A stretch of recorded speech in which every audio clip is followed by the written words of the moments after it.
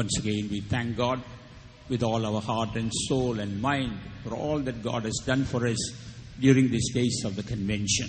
இந்த கன்வென்ஷன் நாட்களில் கர்த்தர் செய்த எல்லா காரியங்களுக்காக முழு மனதோடு முழு இதயத்தோடு முழு ஆத்மாவோடு நாங்கள் தேவனுக்கு துதியை செலுத்துகிறோம். ఈ కన్వెన్షన్ దినముల్లో దేవుడు మనకు చేసిన మేలులన్నిటి కొరకై మన పూర్ణ ఆత్మతోను శక్తి బలముతో దేవునికి స్తోత్రములు చెల్లించున్నాము. We are also thankful to all the dear ones who have helped us in one way or the other. இங்கே அருமையான பல விதங்களில் உதவி செய்த அருமையான உங்கள் யாவருக்கும் கூட நாங்கள் மிகவும் நன்றியா இருக்கிறோம். పలు విధములుగా సహాయం చేసిన ప్రియమైన వారందరి నిమిత్తమై దేవుని స్తుతించుచున్నాము. We are also thankful for those who have been praying for us. எங்களுக்காக ஜெபித்துக் கொண்டிருந்த யாவருக்கும் கூட நாங்கள் நன்றியாக இருக்கிறோம். మా కొరకై ప్రార్థించుచున్న వారికి కొరకును స్తుతులు చెల్లించుచున్నాము. Praise be to God. దేవునికి స్తోత్రం. దేవునికి స్తోత్రములు. As we have come to the last day of the convention, we can expect great blessings from the Lord. இந்த கன்வென்ஷனுடைய கடைசி நாளில் வந்திருக்கிறபடியால் நாம் தேவனிடத்தில் பெரிய காரியங்களை எதிர்பார்க்கலாம். కన్వెన్షన్ యొక్క చివరి దినములోకి వచ్చున్నాము. దేవుని యొద్ద నుండి గొప్ప కార్యములను ఎదురు చూస్తున్నాము. And always the best wine is reserved for the last. எப்போதும் சிறந்த திராட்சரசமானது கடைசியில் கொடுக்கும்படியாக வைக்கப்பட்டிருக்கிறது. మంచి ద్రాక్షరసము చివరిలోనే పోయబడును. Therefore tonight also we have got something beautiful and something excellent waiting from the Lord. இன்றிரவும் கூட கர்த்தர் நமக்காக மிகவும் மேன்மையான மிகவும் மகத்துவமான ஒன்று வைக்கப்பட்டிருக்கிறது. ఈ రాత్రి సమయంలో రాత్రి కాలమందు దేవుడు శ్రేష్టమైనట్టి ఆశీర్వాదములను ఉంచి ఉన్నాడు. But tonight we will be focusing on the healing aspect. ஆனால் இன்று இரவு சுகமாக்குகிறதான அந்த அம்சத்தை தான் நாம் அதிகமாய் முக்கியத்துவப்படுத்த போகிறோம். ఈ రాత్రి స్వస్థతను గురించిన కార్యములకు ప్రాముఖ్యం ఇవ్వబోతున్నాం. As we heard yesterday, we don't have great miracle workers in our midst. நேற்று நாம் கேட்டது போல பெரிய அற்புதங்கள் அடையாளங்களை செய்யக்கூடியவர்கள் நம்முடைய மத்தியில் இல்லை. మన మధ్య గొప్ప అద్భుతములను చేయవారు ఎవరు లేరు. But we have a great God. ஆனால் நமக்கு ஒரு பெரிய தேவன் இருக்கிறார். మనకైతే గొప్ప దేవుడు ఒకరు ఉన్నారు. For that purpose, we are going to have a time of prayer from 3 p.m. to 5 p.m. in this hall. இந்த நோக்கத்தின் நிமித்தமாக இந்த ஹாலில் பிற்பகல் 3 மணி முதல் 5 மணி முதல் 5 மணி முடிய நமக்கு ஒரு ஜெபம் இருக்கிறது. ఈ రోజు మధ్యాహ్నం 3 గంటల నుండి 5 గంటల వరకు ప్రత్యేకమైన ప్రార్థన ఇక్కడ జరుగును. And we request all to come and take part in this prayer. எல்லாரும் வந்து இந்த ஜெபத்தில் பங்கெடுக்கும்படி உங்களை நாங்கள் கேட்டுக்கொள்கிறோம். అందరూ ప్రార్థనలో పాల్గొనవలని కోరుచున్నాం. And we also request that the evening meeting will start at 5:30. Therefore we request all to be punctual by 5:30. மாலை கூட்டம் 5:30 மணிக்கு ஆரம்பமாக இருக்கிறபடியால் எல்லாரும் தயவுசெய்து அந்த குறித்த நேரத்தில் இங்கே காணப்படும்படியாக உங்களை கேட்டுக்கொள்கிறோம். సాయంకాల కూటము 5:30కు ప్రారంభమగును కాబట్టి తగిన సమయంలో వచ్చి కూర్చొనవలని కోరుచున్నాం. And a special reminder to all center pastors and servants of God. விசேஷமாக எல்லா சென்டர் பாஸ்டர்கள் மற்ற எல்லா ஊழியர்களுக்கு ஒரு முக்கியமான ஒரு குறிப்பு. ముఖ్యముగా సెంటర్ పాస్టర్లు తక్కిన పాస్టర్లు అందరికీ ప్రాముఖ్యమైన ఒక కార్యం.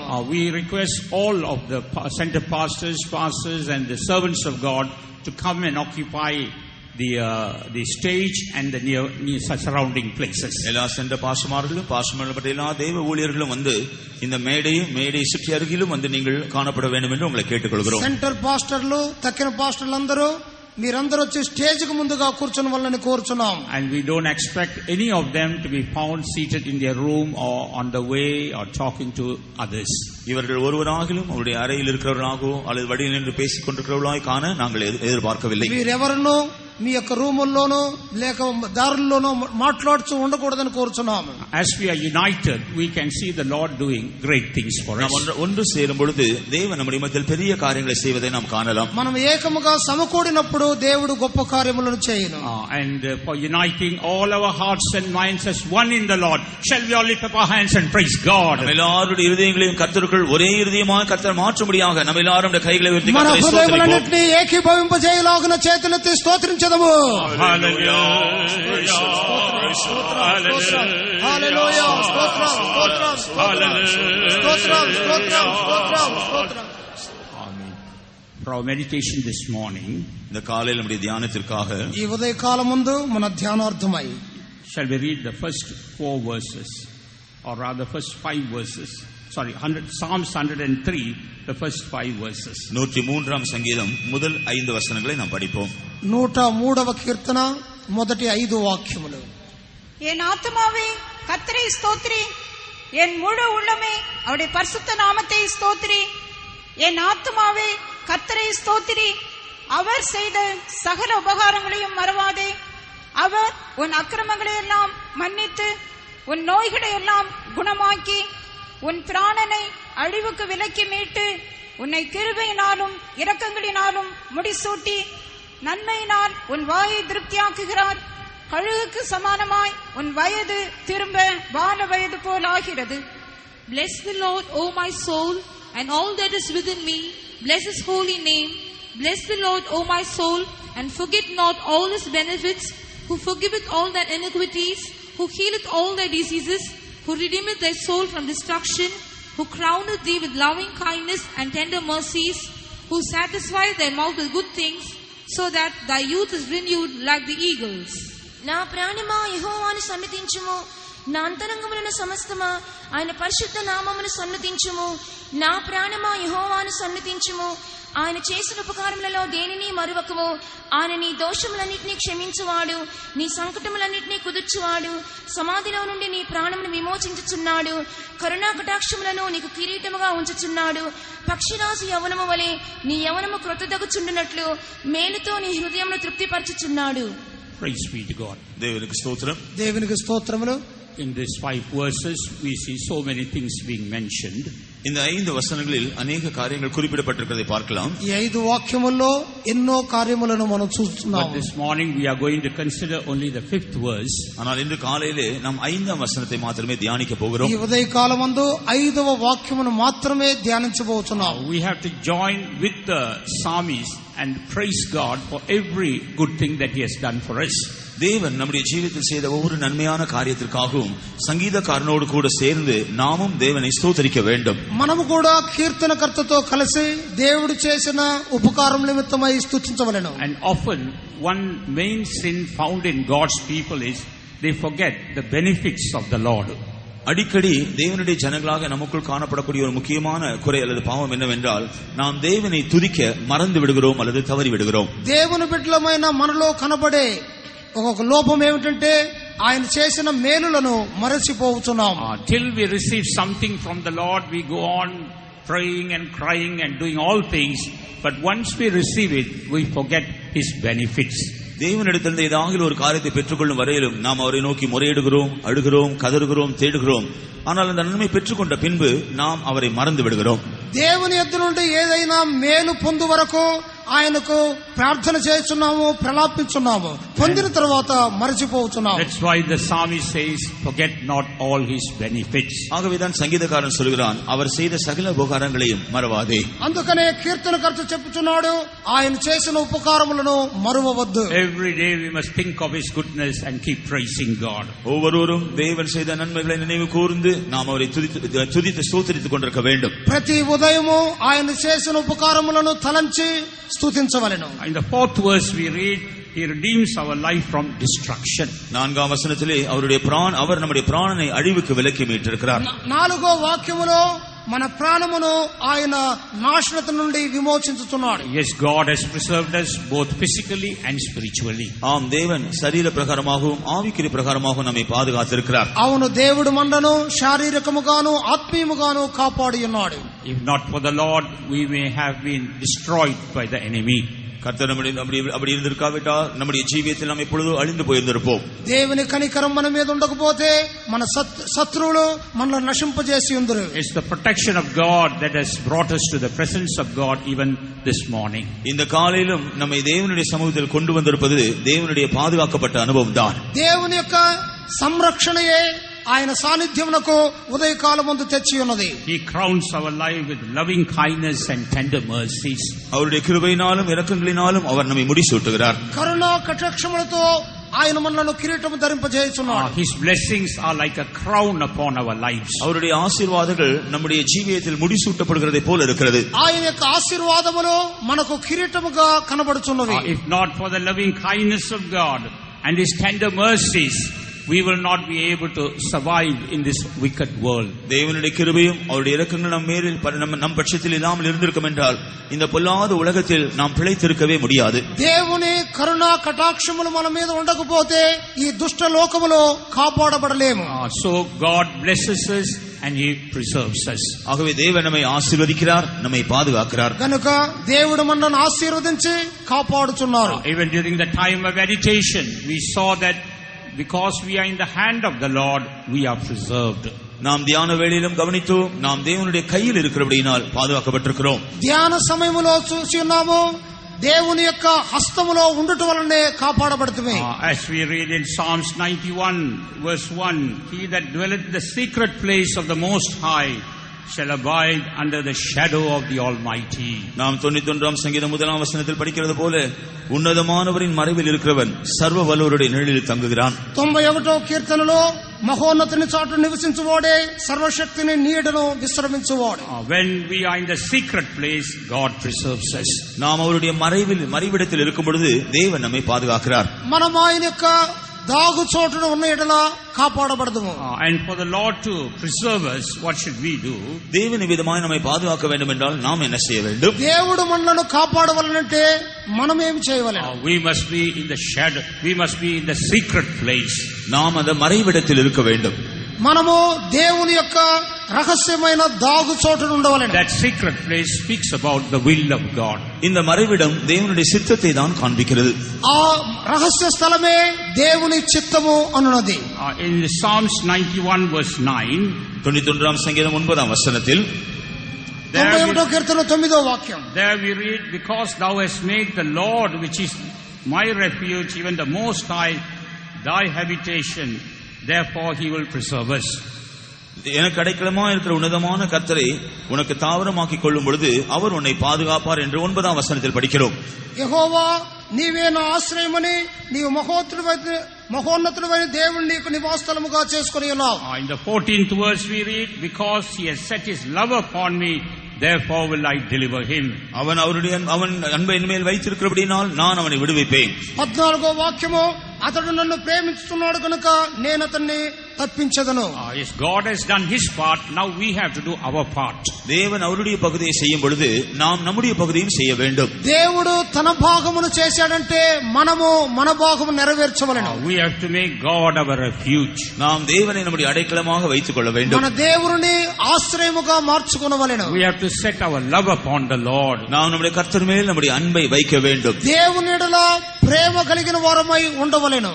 In verse 15 we should call upon the Lord. 15ஆம் வசனம் சொல்வது போல கர்த்தரை நோக்கி கூப்பிட வேண்டும். 15వ వాక్యములో దేవునికి మొరపెట్టవలెను. Then we can continue enjoying the preservation of the Lord in our lives. அப்படி என்றால் தேவனுடைய பாதுகாப்பை தொடர்ந்து நம்முடைய ஜீவியத்தில் நாம் அனுபவிக்கலாம். అప్పుడు మాత్రమే దేవుని సంరక్షణను ఎల్లప్పుడూ కలిగి ఉండగలము. Not only the Lord wants to bless us and preserve us, தேவன் நம்மை ஆசீர்வதித்து நம்மை பாதுகாக்க விரும்புகிறது மாத்திரமல்ல, దేవుడు మనలను ఆశీర్వదించి కాపాడటం మాత్రమే కాదు, he says that he wants to feed us so that we may always be renewed in our lives.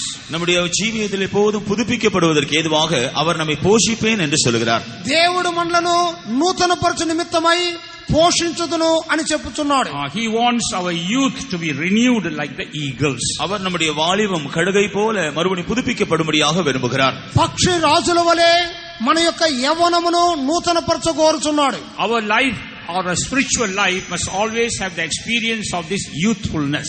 நம்முடைய ஆவிக்குரிய ஜீவியமானது எப்போதும் வாலிபத்தின் அனுபவத்தில் பாதுகாக்கப்பட வேண்டும். మన ఆత్మీయ జీవితం అన్నది ఎల్లప్పుడూ యవ్వన దశలో కనబడవలెను. That's why our youth has to be renewed. ஆகவேதான் நம்முடைய வாலிபம் புதுப்பிக்கப்பட வேண்டியது அவசியமா இருக்கிறது. కనుకనే మన యవ్వనం అనేది నూతనపరచబడవలెను.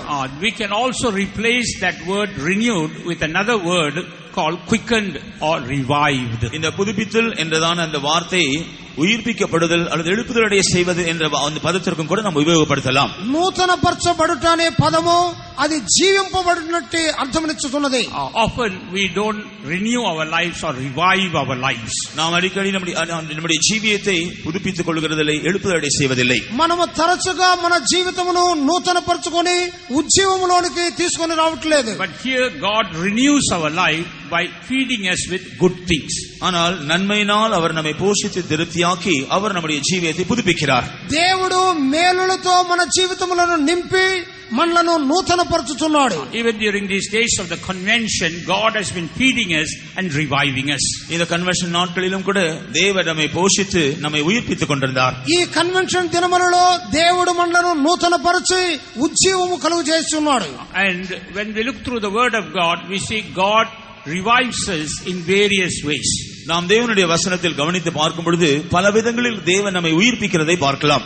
దేవుని వాక్యమును చూడగా పలు విధములుగా దేవుడు మనలను ఆయన నూతనపరచు ఉజ్జీవపరచున్నాడు. This morning I would like to say a few examples how the Lord revives us or renews us. தேவன் நம்மை எவ்விதமாக புதுப்பிக்கிறார் அல்லது உயிர்ப்பிக்கிறார் என்கிறதை குறிப்பிடும்படியான ஒரு சில உதாரணங்களை நான் சொல்ல விரும்புகிறேன். ఈ రోజు కొన్ని ఉదాహరణలతో దేవుడు మనలను ఏ విధముగా ఉజ్జీవపరచి నూతనపరచుతున్నాడో చెప్పబోతున్నాను. He meets us according to our state and revives us. நாம் இருக்கிற நிலவரங்களுக்கு ஏற்ற விதத்தில் அவர் நம்மை சந்தித்து நம்மை உயிர்ப்பிக்கிறார் அல்லது எழுப்புதலை செய்கிறார். మనము ఉన్న స్థితిలో మనలను సంధించి ఉజ్జీవపరచున్నాడు. First he revives us or feeds us according to his mercy. முதலாவதாக அவருடைய இரக்கத்தின் நிமித்தமாக அவர் நம்மை போஷித்து நம்மை உயிர்ப்பிக்கிறார். మొట్టమొదటిగా తన కనికరమును బట్టి మనలను పోషించి నూతన ఉజ్జీవపరచున్నాడు. Secondly, he feeds us and renews us according to our need. இரண்டாவதாக நம்முடைய தேவைக்கு ஏற்றபடி அவர் நம்மை போஷித்து நம்மை உயிர்ப்பிக்கிறார். రెండవదిగా మన అవసరతలకు తగిన విధముగా మనలను పోషించి ఆయన నూతనపరచున్నాడు. Thirdly, he meets us according to his long suffering and revives us. மூன்றாவதாக அவருடைய நீடிய பொறுமையின்படி அவர் நம்மை சந்தித்து நம்மை உயிர்ப்பிக்கிறார். మూడవదిగా తన దీర్ఘ శాంతమును బట్టి మనలను సంధించి నూతనపరచున్నాడు. And fourthly, he feeds us according to our desire and renews us. நான்காவதாக நம்முடைய வாஞ்சைக்கு ஏற்றபடி அவர் நம்மை போஷித்து நம்மை புதுப்பிக்கிறார். నాలుగవదిగా మన వాంఛలకు తగిన విధముగా మనలను పోషించి నూతనపరచుతున్నాడు. And let's look at that first phrase. He revives us according to his mercy. இதில் முதலாவது விஷயமாகிய அவருடைய இரக்கங்கள் நிமித்தம் அவர் நம்மை உயிர்ப்பிக்கிறார் என்கிற விஷயத்தை நாம் கவனிப்போமாக. మొట్టమొదటిగా ఆయన తన కనికరమును బట్టి మనలను ఉజ్జీవపరచునట్టు కార్యములు చూస్తున్నాం. What do we understand from that phrase? அந்த పదத்தில் அந்த వాక్కుகளில் இருந்து நாம் என்ன விளங்கிக் கொள்கிறோம்? ఈ పదములలో నుండి గ్రహించున్నది ఏమి? That we are not at all worthy to receive any good thing from the Lord, but still the Lord meets us and revives us. கர்த்தரிடத்திலிருந்து எந்த நன்மையும் பெற்றுக்கொள்ளக்கூடியதான தகுதி நமக்கு இல்லாமல் இருந்தாலும் கர்த்தர் நம்மை போஷித்து நம்மை உயிர்ப்பிக்கிறார். దేవుని యొద్ద నుండి ఏ మేలును పొందుటకు అర్హత లేకపోయినప్పటికీ ఆయన మనల్ని పోషించి నూతనపరచున్నాడు. And as we read in Romans, even the very repentance we get in our heart is the goodness from the Lord. நாம் ரோமருக்கு எழுதின நிருபத்தில் படிக்கிறது போல நம்முடைய இருதயத்தில் உண்டாகிறதான மனஸ்தாபம் அல்லது மனம் திரும்புதலும் கூட தேவன் நமக்கு செய்கிற நன்மைதான். మన హృదయములో కలుగునట్టి మారు మనసు కూడా దేవుని యొక్క మేలు అని రోమా పత్రికలో చదువుతున్నాం. That comes through the great mercy of God. அது தேவனுடைய பெரிதான இரக்கத்தின் நிமித்தமாக வருகிறது. అది దేవుని మహా కనికరమును బట్టి కలుగుచున్నది. Just now we heard in the testimony that brother did not want to obey the word of God. He was rejecting the word of God. But all of a sudden, he had a repentance and he wanted to obey the word of God. நாம் சாட்சியில் கேட்டது போல இந்த அருமையான சகோதரன் வேத வசனத்தை படிக்க விருப்பமில்லாமல் அவர் அதை புறக்கணித்து தள்ள விரும்பினார். ஆனால் திடீரென்று தேவன் அவருக்கு ஒரு மனஸ்தாபத்தை மனம் திரும்புதலை தந்து மறுபடியும் அதை புதுப்பித்தார். సాక్ష్యం చెప్పిన సహోదరుడు దేవుని వాక్యం ఎడల ఆయనకు వాంఛ లేకుండా ఉండెను. అయితే దేవుడు ఆయనను మారు మనసు కలుగు చేసి వాక్యం ఎడల ఒక గొప్ప వాంఛను కలుగు చేశాను. That's the great mercy of God. அதுதான் தேவனுடைய பெரிதான இரக்கம். అదే దేవుని గొప్ప కనికరము. One reason why God works could be that many are praying for you. தேவன் நமக்காக கிரியை செய்யறதுக்கு ஒரு காரணம், அநேகர் உங்களுக்காய் ஜெபித்துக் கொண்டிருக்கலாம். దేవుడు మన కొరకై క్రియ చేయటకు ఒక కారణం ఏమిటంటే అనేకుల యొక్క ప్రార్థనలే. And there are still many crying for the repentance of their dear ones. தங்களுடைய அருமையானவருடைய மனம் திரும்புதலுக்காக இன்னும் தேவனிடத்தில் கதறி ஜெபிக்கிற பலர் உண்டு. తన ప్రియమైన వారి యొక్క రక్షణ నిమిత్తమై ప్రార్థించునట్టు ఏడ్చు ప్రార్థించు వారు అనేకులు ఉన్నారు. As God's people, as a church of God, it's our duty to cry out for the repentance of the lost people. தேவனுடைய ஜனங்களாக, தேவனுடைய சபையாக நஷ்டப்பட்டு போயிருக்கிற ஜனங்களுடைய மனம் திரும்புதலுக்காக கர்த்தரை நோக்கி கதறி கூப்பிடுவது நம்முடைய கடமையாக இருக்கிறது. నశించు వారి యొక్క రక్షణ నిమిత్తమై దేవునికి మొరపెట్టుట మన బాధ్యత అయ్యున్నది. We will see one example in the word of God. வேத வசனத்தில் அதற்கு ஒரு உதாரணத்தை நாம் பார்க்கலாம். దేవుని వాక్యములో ఒక ఉదాహరణ 1 Samuel chapter 30 3 சாமுவேல் 30 அதிகாரம் మొదటి సమూయేలు 13వ అధ్యాయము verses 11 and 12. 11 12 வசனங்கள். 11 12 వాక్యములు. ஒரு எகிப்தியனை வெளியில் அவர்கள் கண்டு அவனை தாவீதினிடத்தில் கொண்டு வந்து புசிக்க அவனுக்கு அப்பமும் குடிக்க தண்ணீரும் கொடுத்து அத்திப்பழ அடையின் ஒரு துண்டையும் வற்றலான 2 திராட்சைப்பழ குலைகளையும் அவனுக்கு கொடுத்தார்கள். அதை அவன் சாப்பிட்ட பின்பு அவனுடைய உயிர் திரும்ப அவனுக்குள் வந்தது. அவன் ராப்பகல் 3 நாளாய் அப்பம் சாப்பிடாமலும் தண்ணீர் குடியாமலும் இருந்தான். And they found an Egyptian in the field and brought him to David and gave him bread and he did eat, and they made him drink water, and they gave him a piece of a cake of figs and 2 clusters of raisins. And when he had eaten, his spirit came again to him, for he had eaten no bread nor drunk any water 3 days and 3 nights. So here we see a man lying in the field. இங்கே வயலில் இருந்ததான வெளியில் இருந்த ஒரு மனுஷனை பார்க்கிறோம். ఇక్కడ పొలములో ఒక వ్యక్తిని చూస్తున్నాము. He was at the verge of death. அவன் மரண தருவாயில் இருந்தான். వాడు మరణించే స్థితిలో ఉండెను. He was sick for 3 days. அவன் 3 நாட்கள் வியாதிப்பட்டவனாக இருந்தான். 3 దినములు వ్యాధిగ్రస్తుడుగా ఉండెను. We can take it that he was sick in his body, soul and spirit. அதை அவனுடைய ஆவி ஆத்மா சரீரத்தில் வியாதியா இருந்ததற்கு நாம் ஒப்பிடலாம். అతడు ఆత్మ జీవ శరీరములో వ్యాధిగ్రస్తుడుగా ఉన్నాడు. And there was nobody to help him. அவனுக்கு உதவி செய்ய ஒருவருமே இருக்கவில்லை. సహాయము చేయుటకు ఎవరునూ లేరు. That's where David and his men came and saw him. அங்கேதான் தாவீதும் அவனுடைய மனுஷரும் வந்து அவனை சந்தித்தார்கள். అక్కడనే దావీదు ఆయనకు మనుషులు వచ్చి వానిని కలుసుకొని ఉన్నాడు. David and his men speaks about Jesus and his servants. தாவீதும் அவனுடைய மனுஷரும் இயேசுவையும் அவருடைய ஊழியர்களையும் காண்பிக்கிறது. దావీదు ఆయన మనుషులంటే యేసు ఆయన యొక్క శిష్యులు సేవకులను చూపుతున్నది. When we look at this man, we see 2 important qualities. நாம் இங்கே 2 முக்கியமான குணாதிசயங்களை அங்கே பார்க்கிறோம். ఇక్కడ 2 ముఖ్యమైన కార్యములను చూస్తున్నాం. When we look at this man, we see 2 important qualities. இந்த மனுஷனுடைய ஜீவிதத்தில் 2 முக்கியமான காரியங்களை பார்க்கிறோம். ఈ మనుషుని యొక్క జీవితంలో 2 ముఖ్యమైన కార్యములు. First of all, he was an Egyptian. முதலாவதாக அவன் ஒரு எகிப்தியனாக இருந்தான். మొట్టమొదటగా వాడు ఐగుప్తీయుడు. And secondly, in verse 13 we read he was a servant to an Amalekite. 13ஆம் வசனத்திலே இரண்டாவதாக அவன் ஒரு அமலேக்கியனுடைய வேலைக்காரனாக இருந்தான். రెండవదిగా అమాలేకీయునికి దాసుడు. What does an Egyptian show? எகிப்தியன் என்பதை காண்பிக்கிறது. ఐగుప్తీయుడు అంటే ఏమర్థం? A man who was under sin. பாவத்தின் கீழ் இருக்கிற ஒரு மனுஷனை காண்பிக்கிறது. పాపమునకు లోనైన వాడు. And what does an Amalekite show? அமலேக்கியன் என்பதை இதை காண்பிக்கிறது. అమాలేకీయుడు అంటే ఏమిటి అర్థం? Bondage to the flesh. மாம்சத்தினுடைய அடிமைத்தனத்தில் இருப்பதை காண்பிக்கிறது. శరీరమునకు దాసుడు. Today these 2 things are working against the prosperity of men. இன்றைக்கு மனுஷனுடைய முன்னேற்றத்திற்கு தடையாக இந்த 2 காரியங்களும் கிரியை செய்கிறது. ఈ 2 కార్యములు మనుషుల యొక్క అభివృద్ధికి ఆటంకముగా ఉన్నవి.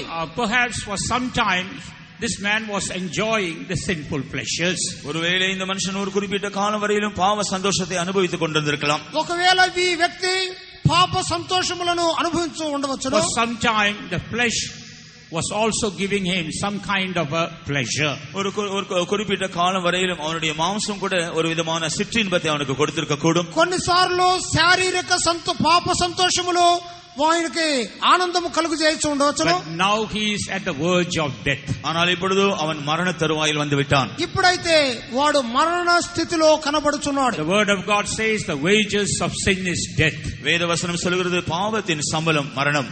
వాక్యము చెప్పుచున్నది పాపం వలన వచ్చు జీతము మరణము. In the same manner in Romans 8 chapter verse 6 we read to be carnally minded is death. விதமாகவே ரோமர் 8ஆம் அதிகாரம் 6ஆம் வசனத்தில் மாம்ச சிந்தை மரணம் என்றும் நாம் காண்கிறோம். రోమా 8:6లో శారీరక సంబంధమైన మనస్సు అది మరణము కలుగు చేయను. So the sin and the fleshly pleasures have brought him to the verge of death. ஆகவே அவனுடைய பாவம் அவனுடைய மாம்சத்தின் சந்தோஷம் அவனை மரண தருவாயில் கொண்டு வந்து விட்டது. పాపము శారీరక సంతోషములు వానికి మరణమును కలుగు చేసి ఉన్నవి. Some of us may have been delivered from our sin and bondage of sin.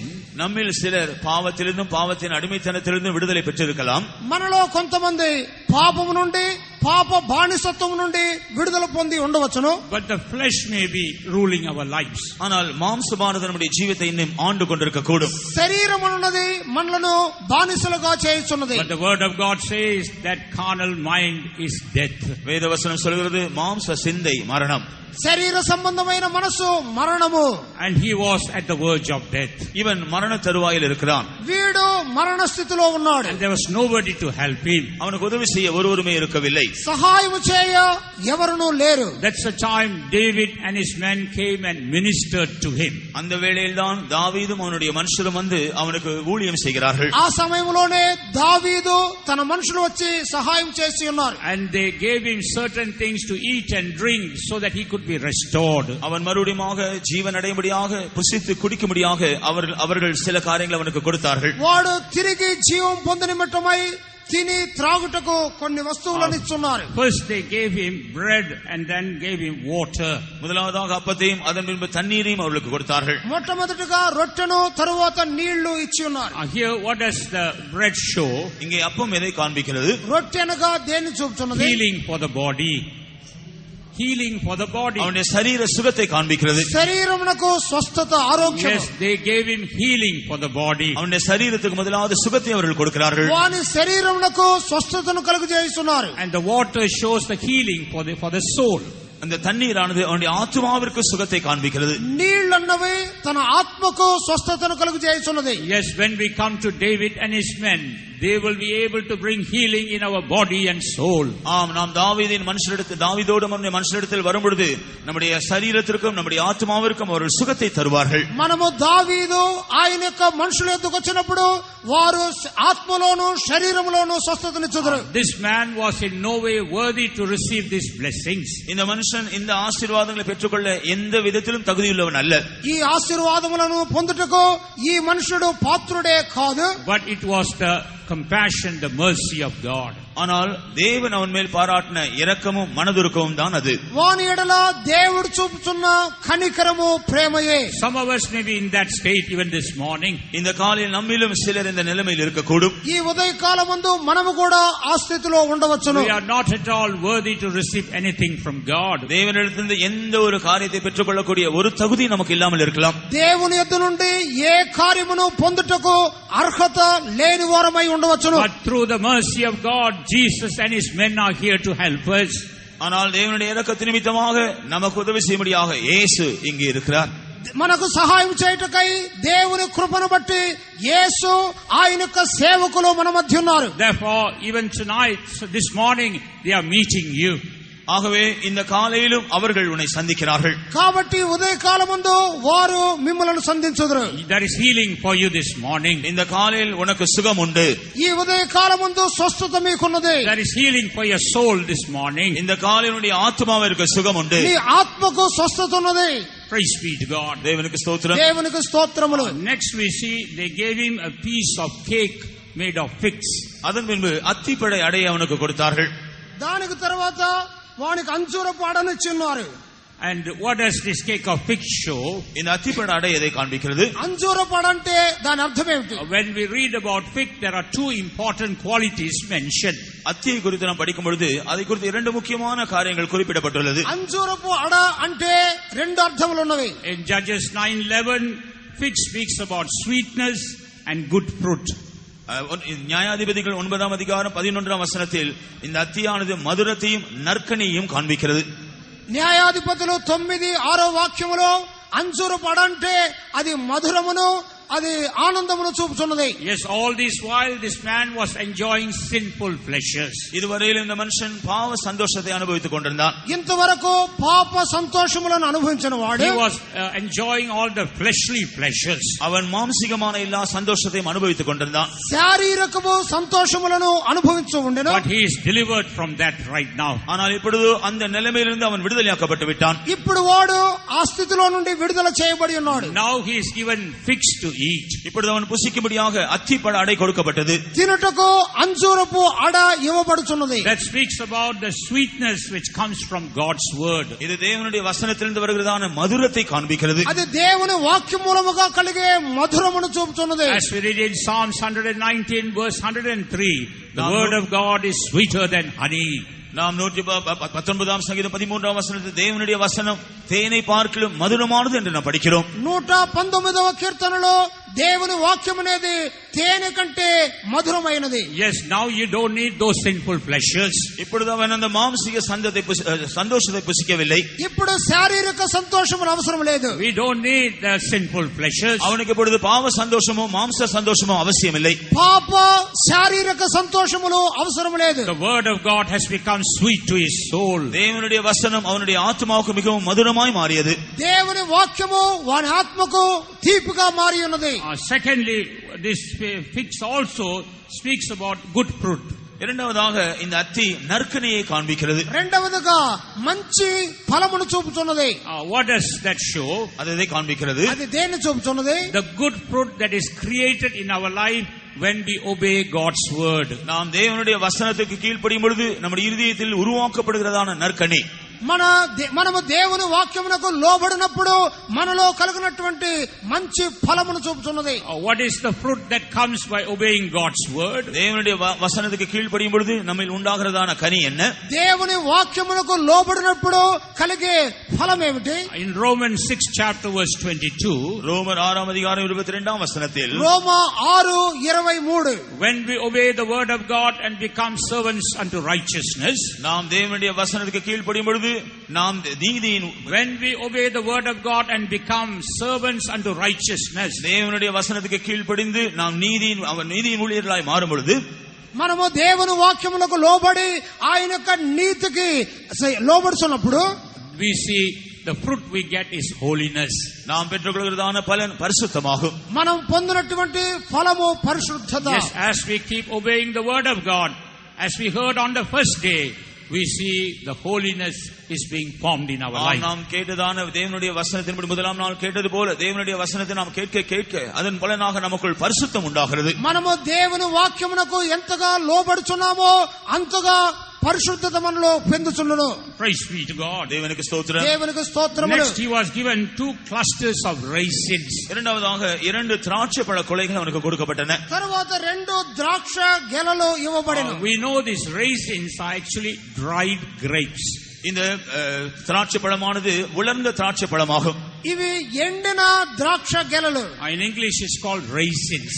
ஆங்கிலத்தில் ரைசின் சொல்லப்பட்டிருக்கிறது. அது வற்றலான திராட்சையை காண்பிக்கிறது. ఎండినటువంటి ద్రాక్షాలు. What does this to show? இதை காண்பிக்கிறது. ఇవి దేన్ని చూపుతున్నవి? 2 clusters of raisins. 2 திராட்சை பழ கொலைகள். 2 ద్రాక్ష గెలలు.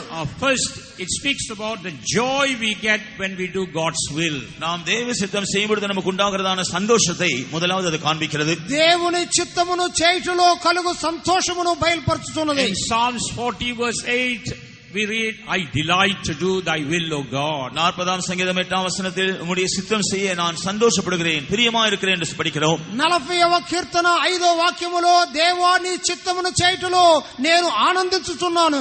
When we look at these dried grapes, இந்த உலர்ந்த திராட்சையை நாம் கவனித்தால், ద్రాక్ష గెలలను చూస్తే when before it was dried it was full fruit. அது வற்றலாக மாறுவதற்கு முன்பாக நல்ல நற்கனியாக இருந்தது. ఎండుటకు ముందుగా అది మంచి ఫలముగా ఉండెను. But when it was exposed to various conditions and heat, it has shrunk in size. அதன் பின்பு பல காரியம் அது உஷ்ணத்திலும் வழியாக பல பதப்படுத்தப்பட்ட பொழுது அது மிகவும் சுருங்கி போய் விட்டது.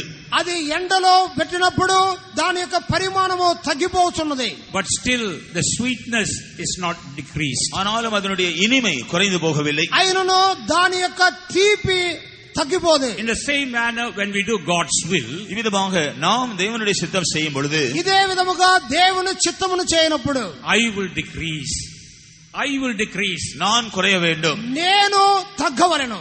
The will of God decreases us and the sweetness in us is maintained. நான் என்பது குறைந்து விடுகிறது. இவ்விதமாய் தேவ சித்தம் செய்யும் பொழுது நாம் குறைந்து தேவ இனிமையானது நம்மில் பெருக ஆரம்பிக்கிறது.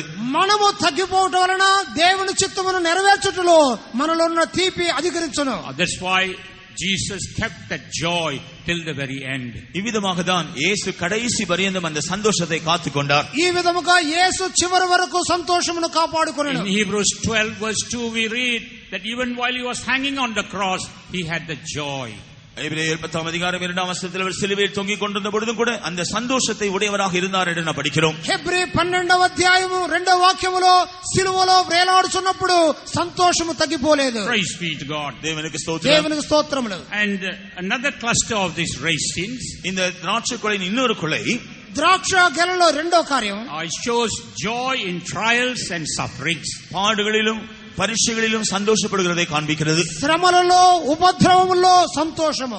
When we are united with Jesus, நாம் இயேசுவோடு கூட ஒன்றாய் சேர்ந்திருப்போம் என்றால், మనము యేసుతో ఏకీభవించితే, we are not only united with all the blessings in Christ, கிறிஸ்துவுக்குள் இருக்கிற எல்லா ஆசீர்வாதங்களோடும் சேர்ந்து நாம் ஐக்கியமாய் இருப்பது மாத்திரமல்ல, క్రీస్తులోని ఆశీర్వాదములతో ఏకీభవించటం మాత్రమే కాదు, we are also united with the sufferings of Christ. கிறிஸ்துவனுடைய பாடுகளோடும் கூட நாம் இணைந்து விடுகிறோம். క్రీస్తు శ్రమలలో ఏకీభవించుతున్నాము. But those sufferings does not bring sorrow in our life, it brings joy in our life. அந்த பாடுகள் நம்முடைய ஜீவியத்தில் துக்கத்தை அல்ல சந்தோஷத்தை தான் கொண்டு வருகின்றன. ఆ శ్రమలో దుఃఖమును కాదు సంతోషమును కలుగజేయును. You can read in Matthew chapter 5, மத்தேயு சுவிசேஷம் 5ஆம் அதிகாரத்தில் நீங்கள் మత్తయి படிக்கலாம். 5వ అధ్యాయంలో in verses 11 and 12 we read, when we are despised, reproached, then and afflicted, we must shout because great is our reward. 11ஆம் 12ஆம் வசனங்களில் நாம் இங்கே படிக்கிறது போல நிந்தைகள் அவமானங்கள் தூஷிக்கப்படக்கூடியதான காரியங்கள் வரும்பொழுது பரலோகத்தில் நம்முடைய பலன் அது நிமித்தமாக மிகுதியாக இருக்கிறது நிமித்தமாக நாம் சந்தோஷப்படலாம்.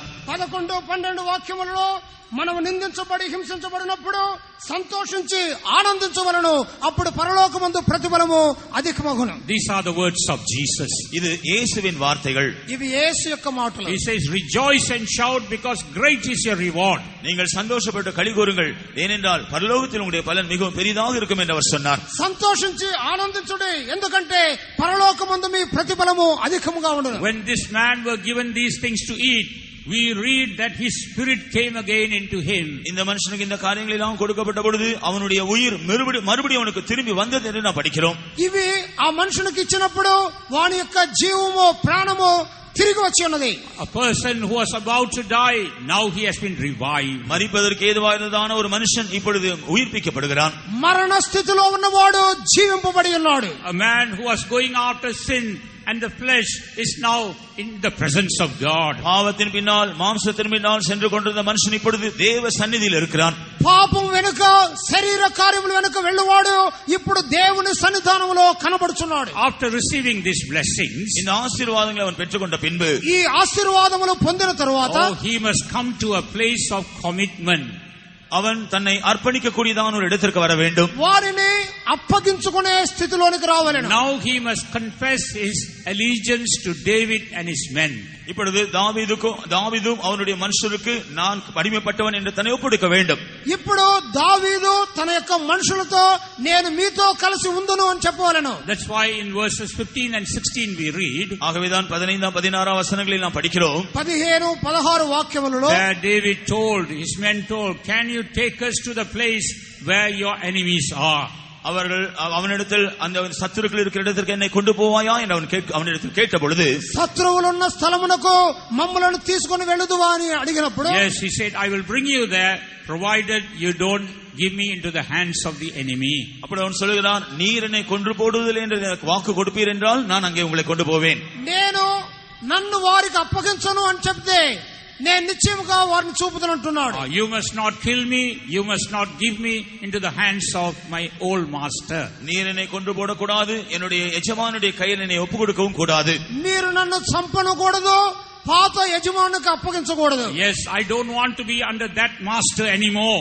ஆம், இனிமேல் நான் என்னுடைய பழைய எஜமானுக்கு கீழே இருக்க விரும்பவில்லை. నేను ఇక మీదట పాత యజమానునికి లోబడి ఉండను. Now David is my master. இப்பொழுது தாவீது தான் என்னுடைய எஜமான். దావీదే ఇప్పుడు నా యజమానుడు. And I am confessing my allegiance to David. நான் என்னுடைய எல்லா சத்துருக்களை தாவீதுக்கு காட்டி கொடுப்பேன். నేను దావీదుతో చేరి ఉందును. Yes, that's what is necessary in our lives. இதுதான் நம்முடைய ஜீவியத்திலும் அவசியமா இருக்கிறது. ఇదే మన జీవితంలో అవసరమైన కార్యం. Often we get a deliverance, but we do not confess our allegiance to our David Jesus. நாம் அடிக்கடி நாம் விடுதலையாக்கப்படுகிறோம், ஆனால் நம்முடைய சத்துருக்களை பற்றி நம்முடைய இயேசுவினிடத்தில் நாம் அறிக்கை செய்வதில்லை. పలుసార్లు మనం విడుదల పొందుతున్నాము, అయితే మన యేసు ప్రభువుతో ప్రభుతో చేరి ఉందననే మనం చెప్పలేకపోతున్నాము. நான் இயேசுவுக்கு அடிமையா இருக்கிறேன், அவருக்கு உண்மையா இருப்பேன் என்று நாம் அவரிடத்தில் சொல்வதில்லை.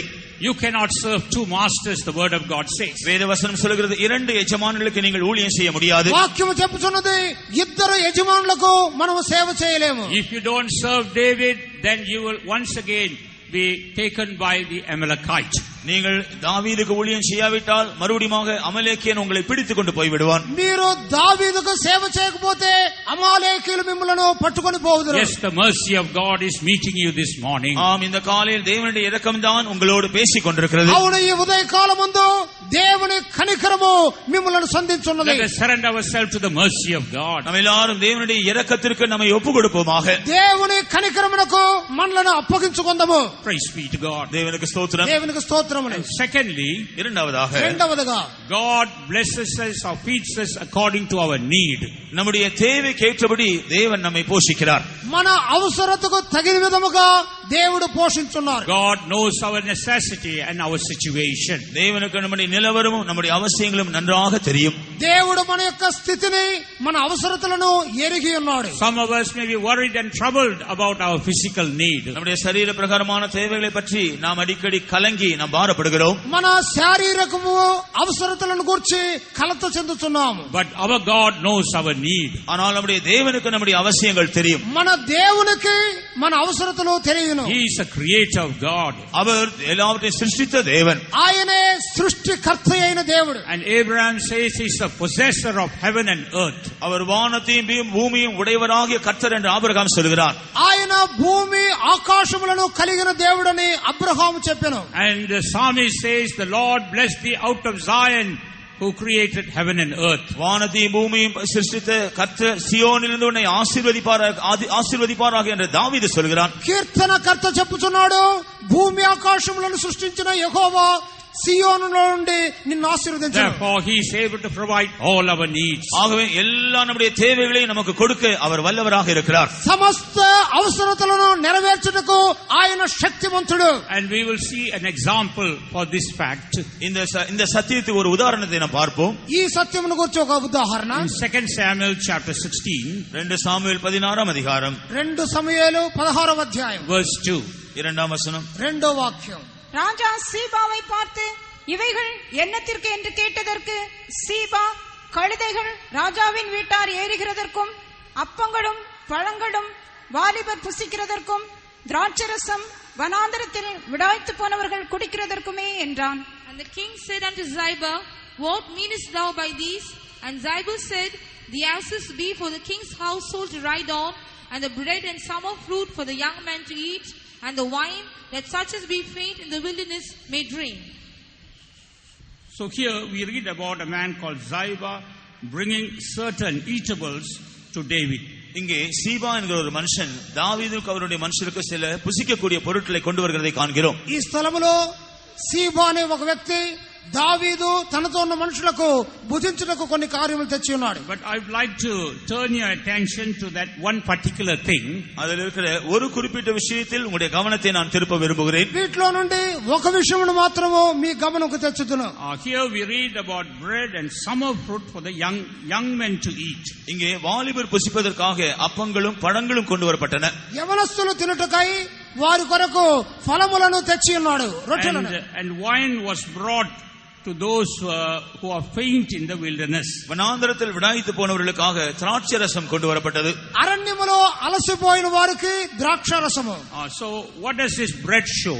இந்த அப்பம் எதை காண்பிக்கிறது? ఈ రొట్టెలు దేని చూపుతున్నవి? Before we consider that, we must understand here David and his men are all traveling in the wilderness and they were quite tired. இதை கவனிப்பதற்கு முன்பாக தாவீதும் மனுஷரும் வனாந்தரத்தில் நீண்ட பிரயாணம் செய்து மிகவும் களைத்து போயிருந்தார்கள். దావీదు తన యొక్క సేవకులు అరణ్యములో ప్రయాణం చేసి అలసిపోయి ఉన్నారు. That's why Ziba is bringing all these things. ஆகவேதான் சீபா இவைகளை எல்லாம் கொண்டு வந்தான். సీబా వీటిని తీసుకుని వచ్చి ఉన్నాడు. And here we read about young men.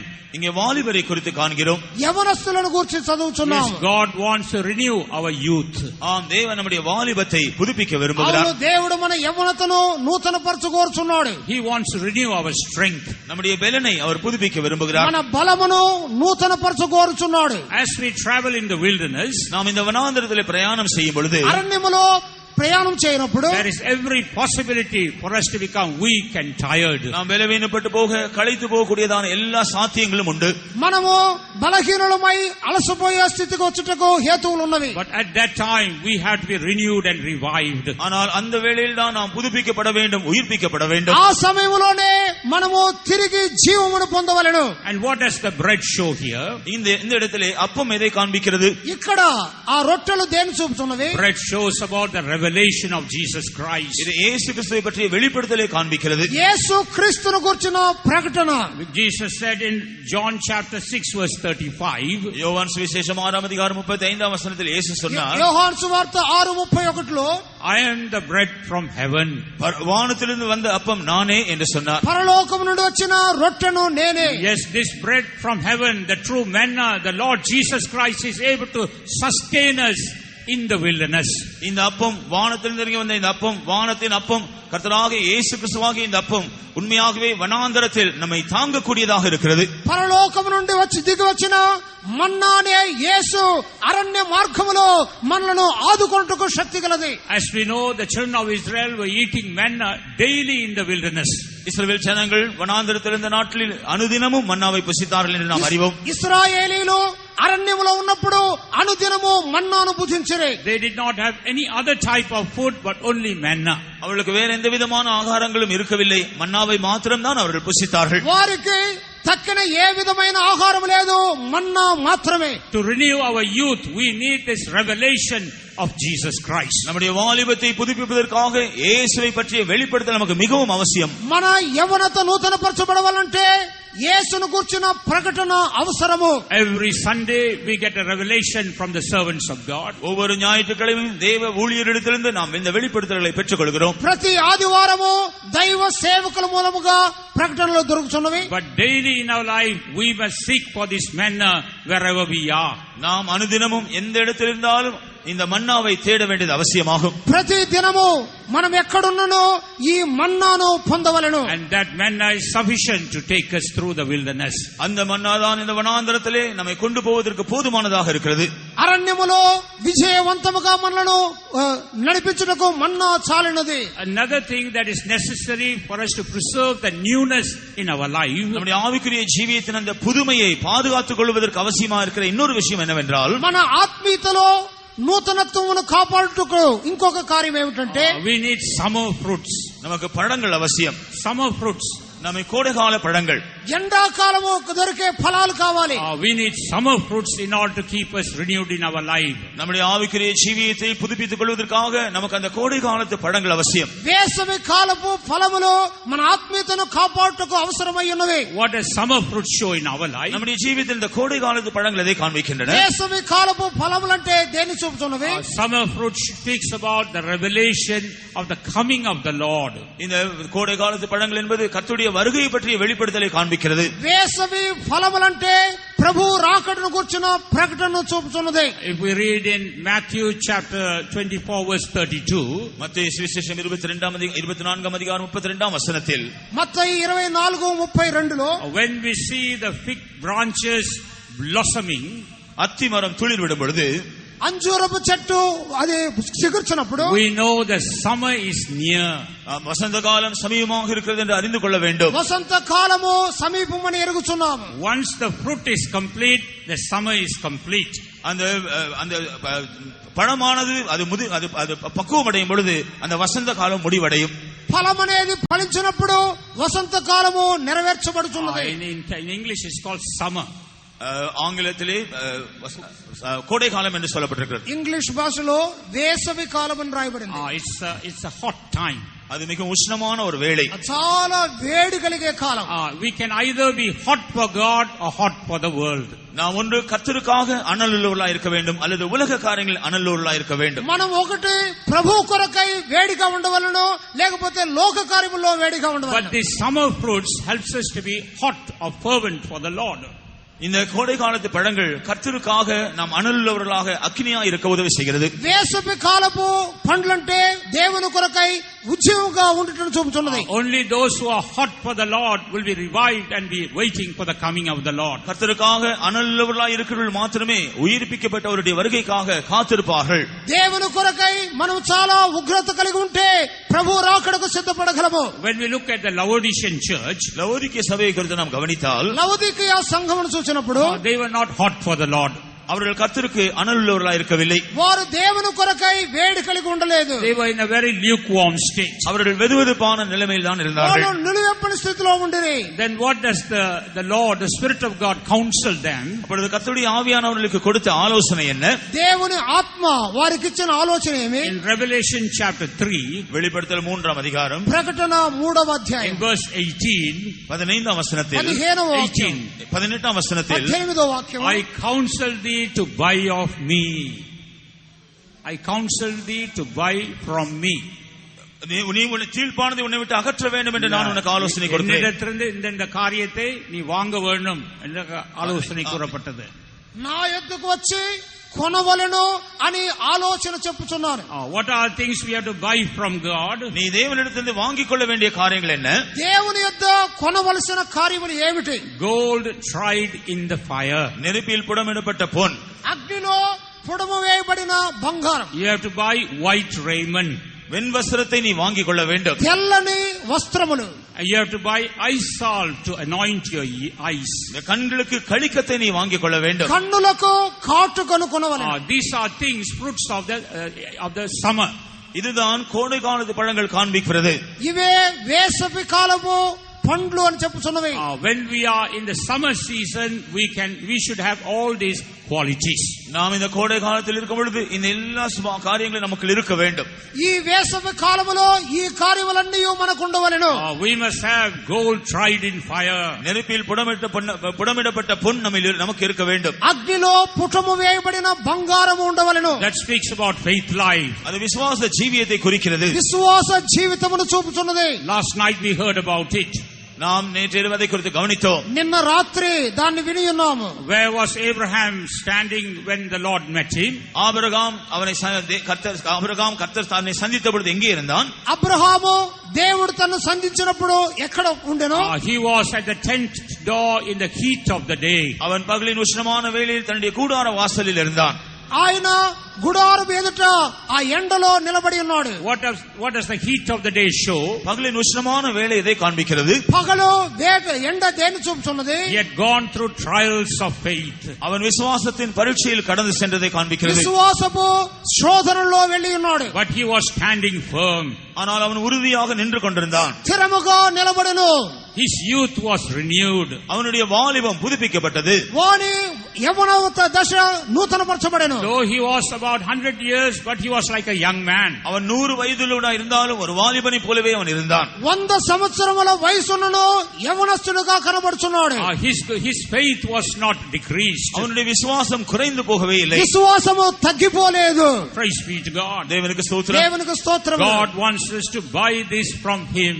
நாம் இவைகளை தேவனிடத்திலிருந்து வாங்கிக் கொள்ள வேண்டும் என்று அவர் விரும்புகிறார். వీటిని దేవుని యొద్ద కొనవలెనని కోరుచున్నాడు. How can we receive it from God? தேவனிடத்திலிருந்து இதை நாம் எப்படி பெற்றுக்கொள்ளலாம்? దేవుని యొద్ద నుండి ఏ విధముగా పొందగలము? When we willingly go through the path of trials, நாம் இந்த பரீட்சையின் பாதையிலே கடந்து செல்லும் பொழுது, మనం ఈ పరీక్షలలో వెళ్తున్నప్పుడు, when we willingly go through the path of trials, பரீட்சையின் பாதையில் மனப்பூர்வமாய் நாம் கடந்து செல்வோம் என்றால், మనపూర్వకంగా ఈ పరీక్షలలో వెళ్తున్నప్పుడు we can obtain this gold from the Lord. கர்த்தரிடத்திலிருந்து இந்த பொன்னை நாம் பெற்றுக்கொள்ளலாம். దేవుని యొద్ద నుండి బంగారమును పొందగలము.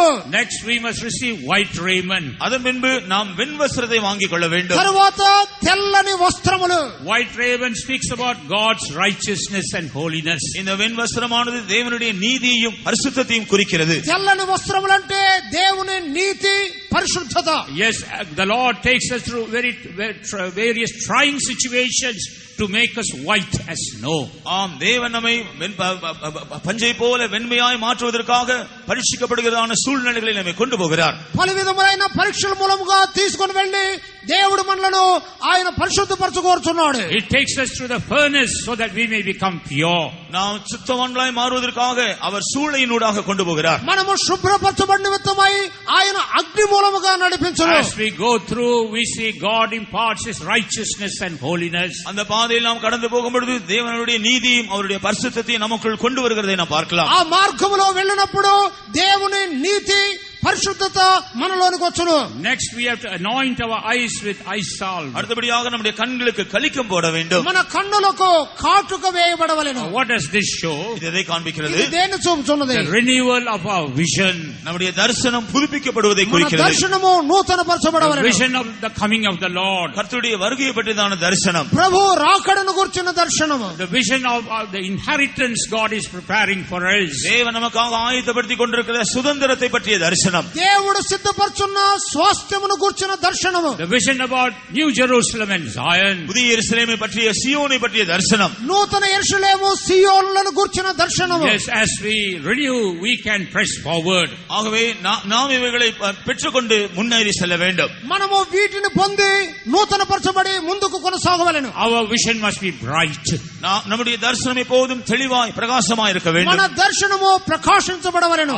If your vision has been dimmed, even this morning the Lord wants to renew your vision. நம்முடைய தரிசனம் மங்கி போயிருக்கும் என்றால் இந்த காலையிலே கர்த்தர் நம்முடைய தரிசனத்தை மறுபடியும் பிரகாசிக்க விரும்புகிறார். మన యొక్క దర్శనము తగ్గిపోయిందంటే ఈ ఉదయ కాలమందే దేవుడు మన దర్శనమును నూతనపరచును. Next, he was also given wine.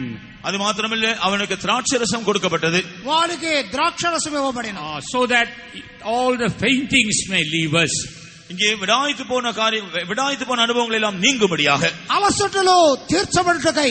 Wine speaks about the joy of the Holy Ghost. இங்கே திராட்சரசம் பரிசுத்தாவின் சந்தோஷத்தை குறிக்கிறது. ద్రాక్షరసం అంటే పరిశుద్ధాత్మ సంతోషము. As we read in Ephesians 5th chapter, எபேசியர் 5ஆம் அதிகாரத்தில் நாம் படிக்கிறது போல, ఎఫెసీ 5వ అధ్యాయము in verse 18, let us not be drunk with wine wherein is excess, but let us be filled with the Spirit.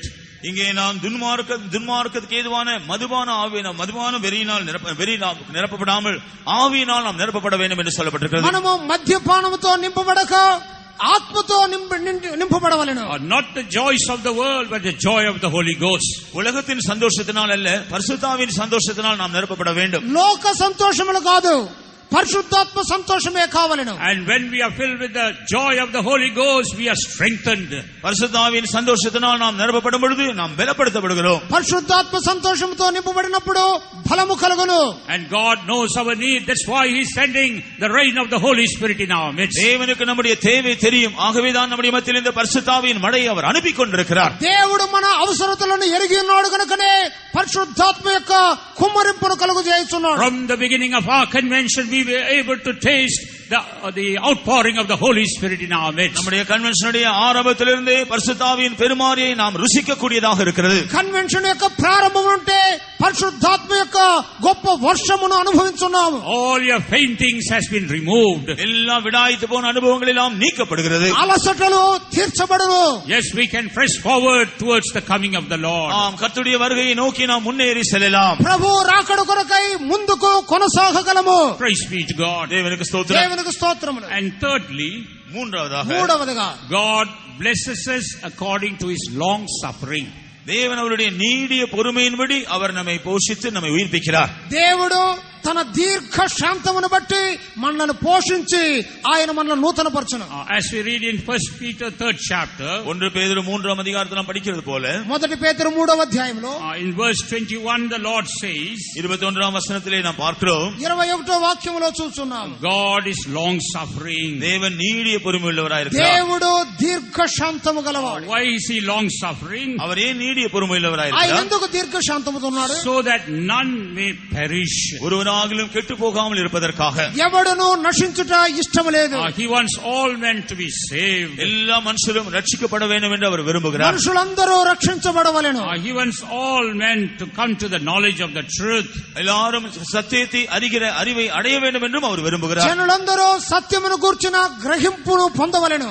He wants all men to be ready for the coming of the Lord. எல்லா மனுஷரும் கர்த்தருடைய வருகைக்காக ஆயத்தப்பட வேண்டும் என்று அவர் விரும்புகிறார். జనులందరూ ప్రభు రాకడకు సిద్ధపడవలెను. For that purpose the Lord is long suffering. அதற்காக கர்த்தர் நீடிய பொறுமை உள்ளவராய் இருக்கிறார். కనుకనే దేవుడు దీర్ఘ శాంతముతో ఉన్నాడు. Sorry, 2 Peter 3rd chapter verse 9. 2 பேதுரு 3ஆம் அதிகாரம் 9ஆம் வசனம். 2 பேతురు 3వ అధ్యాయం 9వ వాక్యం. So God is waiting, the Lord Jesus is still waiting so that all may come to the right place. ஆண்டவராகிய இயேசு கிறிஸ்து இன்னும் தாமதித்துக் கொண்டிருப்பதனுடைய காரணம் எல்லாரும் ஒரு சரியான இடத்தில் திரும்பி வரும்படியாகத்தான். అందరూ తిరిగి రావాలననే దేవుడు ప్రభు రాకడ ఆలస్యమవుతూ ఉన్నది. And as an example, when we look at the man in Luke chapter 10, இதற்கு உதாரணமாக லூக்கா சுவிசேஷம் 10ஆம் அதிகாரத்தில் ஒரு மனுஷனை நாம் பார்க்கலாம். ఉదాహరణకు లూకా 10వ అధ్యాయంలో ఒక మనుషుడిని చూస్తున్నాము. Read verse 30 to 30ஆம் வசனத்தில். இயேசு பிரதியுத்தரமாக, ஒரு மனுஷன் எருசலேமிலிருந்து எரிகோவுக்கு போகையில் கள்ளர் கையில் அகப்பட்டான். அவர்கள் அவன் வஸ்திரங்களை உரிந்து கொண்டு அவனை காயப்படுத்தி குற்றுயிராக விட்டு போனார்கள். And Jesus answering said, a certain man went down from Jerusalem to Jericho and fell among thieves, which stripped him of his raiment and wounded him and departed, leaving him half dead. Here we see how this man was dwelling in Jerusalem.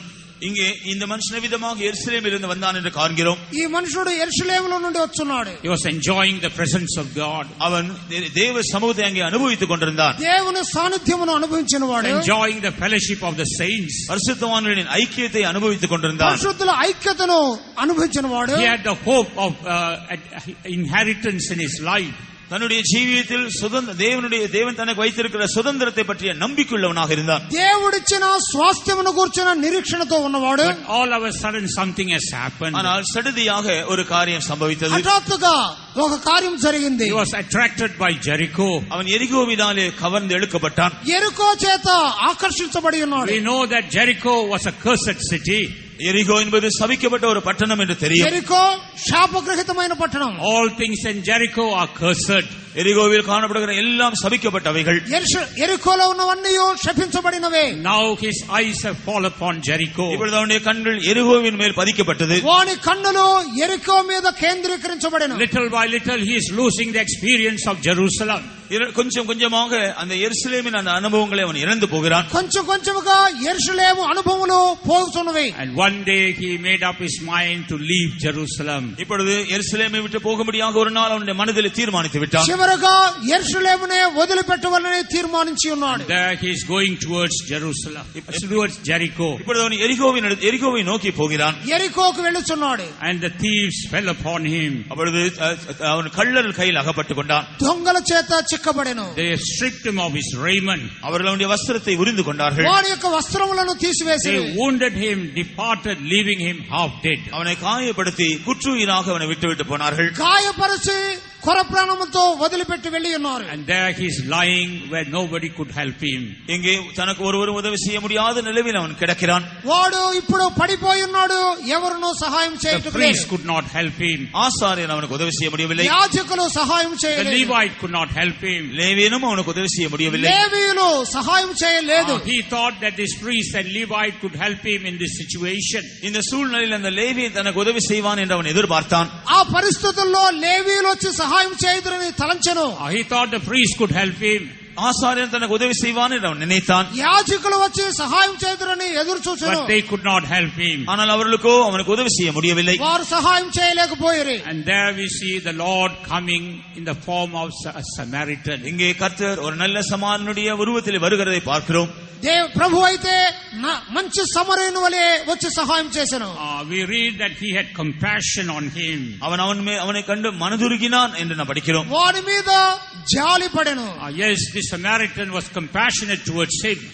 இந்த சமாரியன் மேல் மனதுருக்கம் உள்ளவனாக இருக்கிறான். అవును, ఈ సమరయుడు జాలి గలవాడు. And he never thought a Samaritan could help him. ஒரு சமாரியன் வந்து தனக்கு உதவி செய்வான் என்று அவன் ஒருபோதும் சிந்திக்கவில்லை. ఒక సమరయుడు వచ్చి తన ఎడల జాలి పడునని ఎదురు చూడలేదు. But the Lord is coming in the form of a Samaritan. ஆனால் கர்த்தர் தாமே நல்ல சமாரியனுடைய உருவத்தில் தோற்றத்தில் வருகிறார். ప్రభు అయితే సమరయుడు వలె వచ్చి జాలి పడుచున్నాడు. Perhaps he would have thought the Lord should come like a good shepherd.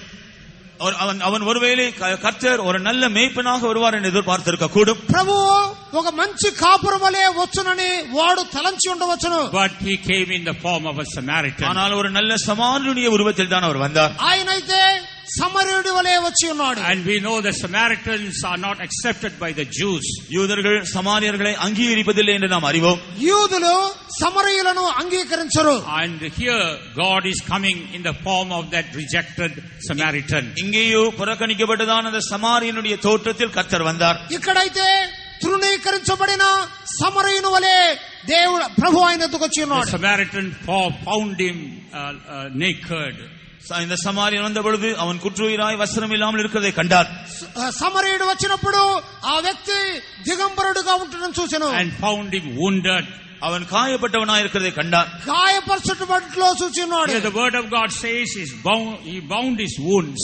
இந்த வேதவசனம் சொல்கிறது அவனுடைய காயங்களை அந்த சமாரியன் கட்டினான் என்று படிக்கிறோம். సమరయుడు వాని యొక్క గాయములను కట్టి ఉన్నాడు. Yes, the help came from a place where he could not expect one. அவன் ஒரு காலம் எதிர்பார்த்திராத ஒரு இடத்திலிருந்துதான் இப்பொழுது அவனுக்கு சகாயம் வந்தது. తాను ఎదురు చూడనట్టు ఆ యొక్క స్థలం నుండే సహాయం వచ్చి ఉన్నది. Yes, you may be like that wounded person. ஆம், நீ ஒருவேளை அந்த காயப்பட்ட மனுஷனை போல இருக்கலாம். నీ ఒకవేళ గాయపరచబడిన వ్యక్తి వలె ఉండవచ్చు. You have tried all the helps but all have failed. பல விதங்களிலும் முயற்சி செய்து பார்த்து எல்லாவற்றிலும் தோல்வியை நீ சந்தித்திருக்கிறாய். పలు విధములుగా ప్రయత్నించి అపజయం పొంది ఉండవచ్చును. All the sources of help that you were having have not helped you. உனக்கு உதவி செய்யும்படியாக இருந்தான் எல்லா முகாந்திரங்கள் மூலமாக உனக்கு உதவி கிடைக்கவில்லை. నీవు సహాయం దొరకనని ఎదురు చూచావే ఆ స్థితిలో ఎక్కడ సహాయం లేదు. But here the Lord is coming in an unexpected manner. ஆனால் இங்கே கர்த்தர் எதிர்பார்த்திராத ஒரு விதத்தில் வருகிறார். ప్రభు అయితే ఎదురు చూడని స్థితిలో వచ్చుచున్నాడు. That is because God knows you. ஏனென்றால் தேவன் உன்னை அறிந்திருக்கிறார். ఎందుకంటే దేవుడు నిన్ను ఎరిగి God ఉన్నాడు. knows your state. தேவனுக்கு உன்னுடைய நிலைமை నీ தெரியும். స్థితిని ఎరిగి ఉన్నాడు. And he bound his wounds and poured in oil and wine. இங்கே அவன் காயங்களை கட்டி எண்ணெயும் திராட்சரசத்தையும் வார்த்தான். వాని గాయములను కట్టి నూనెను ద్రాక్షారసమును పోసెను.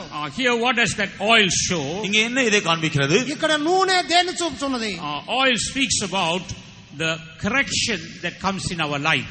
இந்த எண்ணெய் என்பது நம்மிடத்தில் வரக்கூடிய திருத்தப்படுகிறதை காண்பிக்கிறது. ద్రాక్షారసం అనేది నూనె అనేది మన జీవితంలో సరిదిద్దపడటం చూపుతున్నది. Psalms 141 verse 5 says, let the righteous smite me and it shall be like ointment. 141 சங்கீதம் 5ஆம் வசனத்திலே நீதிமான் தயவாயினை குட்டட்டும் அது எனக்கு என்னுடைய தலைக்கு எண்ணெய் போல் இருக்கும். 141 కీర్తన 5వ వాక్యములో నీతిమంతుడు నన్ను కొట్టినను అది నాకు తైలముగా నూనెగా మార్చున్నది. Yes, God is correcting our lives. ஆம், தேவன் நம்முடைய ஜீவியங்களை சரிப்படுத்துகிறார். దేవుడు మన జీవితములను సరిదిద్దుచున్నాడు. The Lord corrected him earlier in other ways but he would not listen.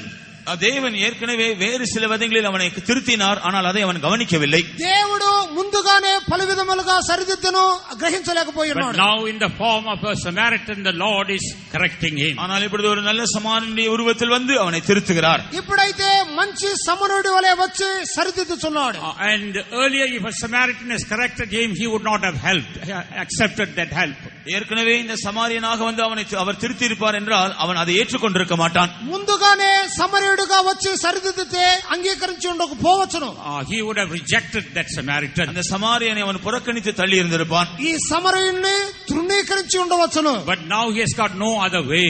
இப்பொழுது அவனுக்கு வேறு வழியே இல்லை. ఇప్పుడైతే వేరు మార్గం లేదు. The Lord has cornered him to one place. தேவன் அவனை ஒரு காலத்தில் கனப்படுத்தி வைத்திருந்தார். Cornered him in a place. இப்பொழுது தேவனை அவர் ஒரு மூலையிலே தள்ளிவிட்டார். ఇప్పుడు ఒక మూలకు నెట్టి ఉన్నాడు. Therefore he's got no other way but to accept this help that comes from the Samaritan. ஆகவே இந்த நல்ல சமாரியனிடத்திலிருந்து வருகிறதான சகாயத்தை ஏற்றுக்கொள்வதை தவிர வேறு வழி இப்பொழுது அவனுக்கு இல்லை. ఈ మంచి సమరయుని నుండి వచ్చే సహాయమును అంగీకరించడమే తప్ప వేరు మార్గమే లేదు. He was able to accept that correction. இந்த திருத்துதலை இப்பொழுது அவன் ஏற்றுக்கொள்கிறான். ఈ సరిదిద్దుటను అంగీకరించే తీరవలెను. Next we read he poured in wine. அதன் பின்பு திராட்சரசத்தை வார்த்தான் என்று படிக்கிறோம். ఇప్పుడు ద్రాక్షరసం పోసి ఉన్నాడు. Earlier we saw they were drinking wine and eating the grapes.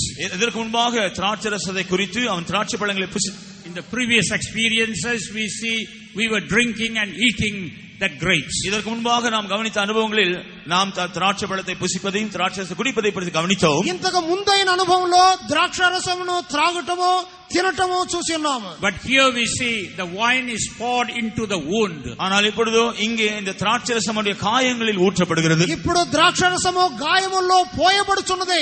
What does that show? அது எதை காண்பிக்கிறது? దేని చూపుచున్నది? A work of cleansing. ஒரு சுத்திகரிப்பின் வேலையை காண்பிக்கிறது. పరిశుద్ధపరచబడే క్రియ. If you read in Genesis 49 verse 11, ஆதியாகமம் 49 அதிகாரம் 11 வசனத்தை நீங்கள் படித்து பார்த்தால், ఆదికాండము 49 11వ వాక్యం. there we read about the experience of Judah.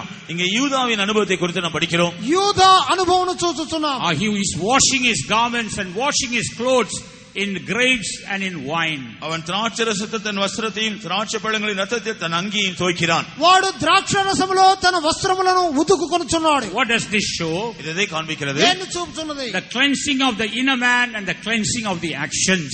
நம்முடைய உள்ளான மனுஷனுடைய சுத்திகரிப்பு வெளியரங்கமான கிரியைகளுடைய சுத்திகரிப்பை இது காண்பிக்கிறது. మన అంతరంగ మనుషుని క్రియల శుద్ధీకరణ చూపుతున్నది. And in Psalms 19 verse 4 we read, 14 we read, 19ஆம் சங்கீதம் 14ஆம் வசனத்தை நாம் படிக்கும் பொழுது, 19వ కీర్తన 14వ వాక్యం. let the words of my mouth and the meditation of my heart be acceptable to thee, O my God. என்னுடைய வாயின் வார்த்தைகளும் என்னுடைய இதயத்தின் தியானமும் தேவனுக்கு முன்பாக அங்கீகரிக்கப்படுவதாக. నా దేవా నా నోటి మాటలు హృదయ ధ్యానములు మీకు అంగీకారముగా ఉండును గాక. And he had to put him on his beast. இப்பொழுது அவன் சுய வாகனத்தின் மேல் அவனை ஏற்றிக்கொண்டான். తన సొంత వాహనం మీద ఎక్కించి ఉన్నాడు. This beast is normally a donkey or an ass. இங்கே ஒரு எழுத்தின் பிரகாரம் ஒரு கழுதை அது காண்பிக்கவில்லை. ఒక గాడిదను అది చూపుతున్నది. Normally this man would not be too happy to go on that beast.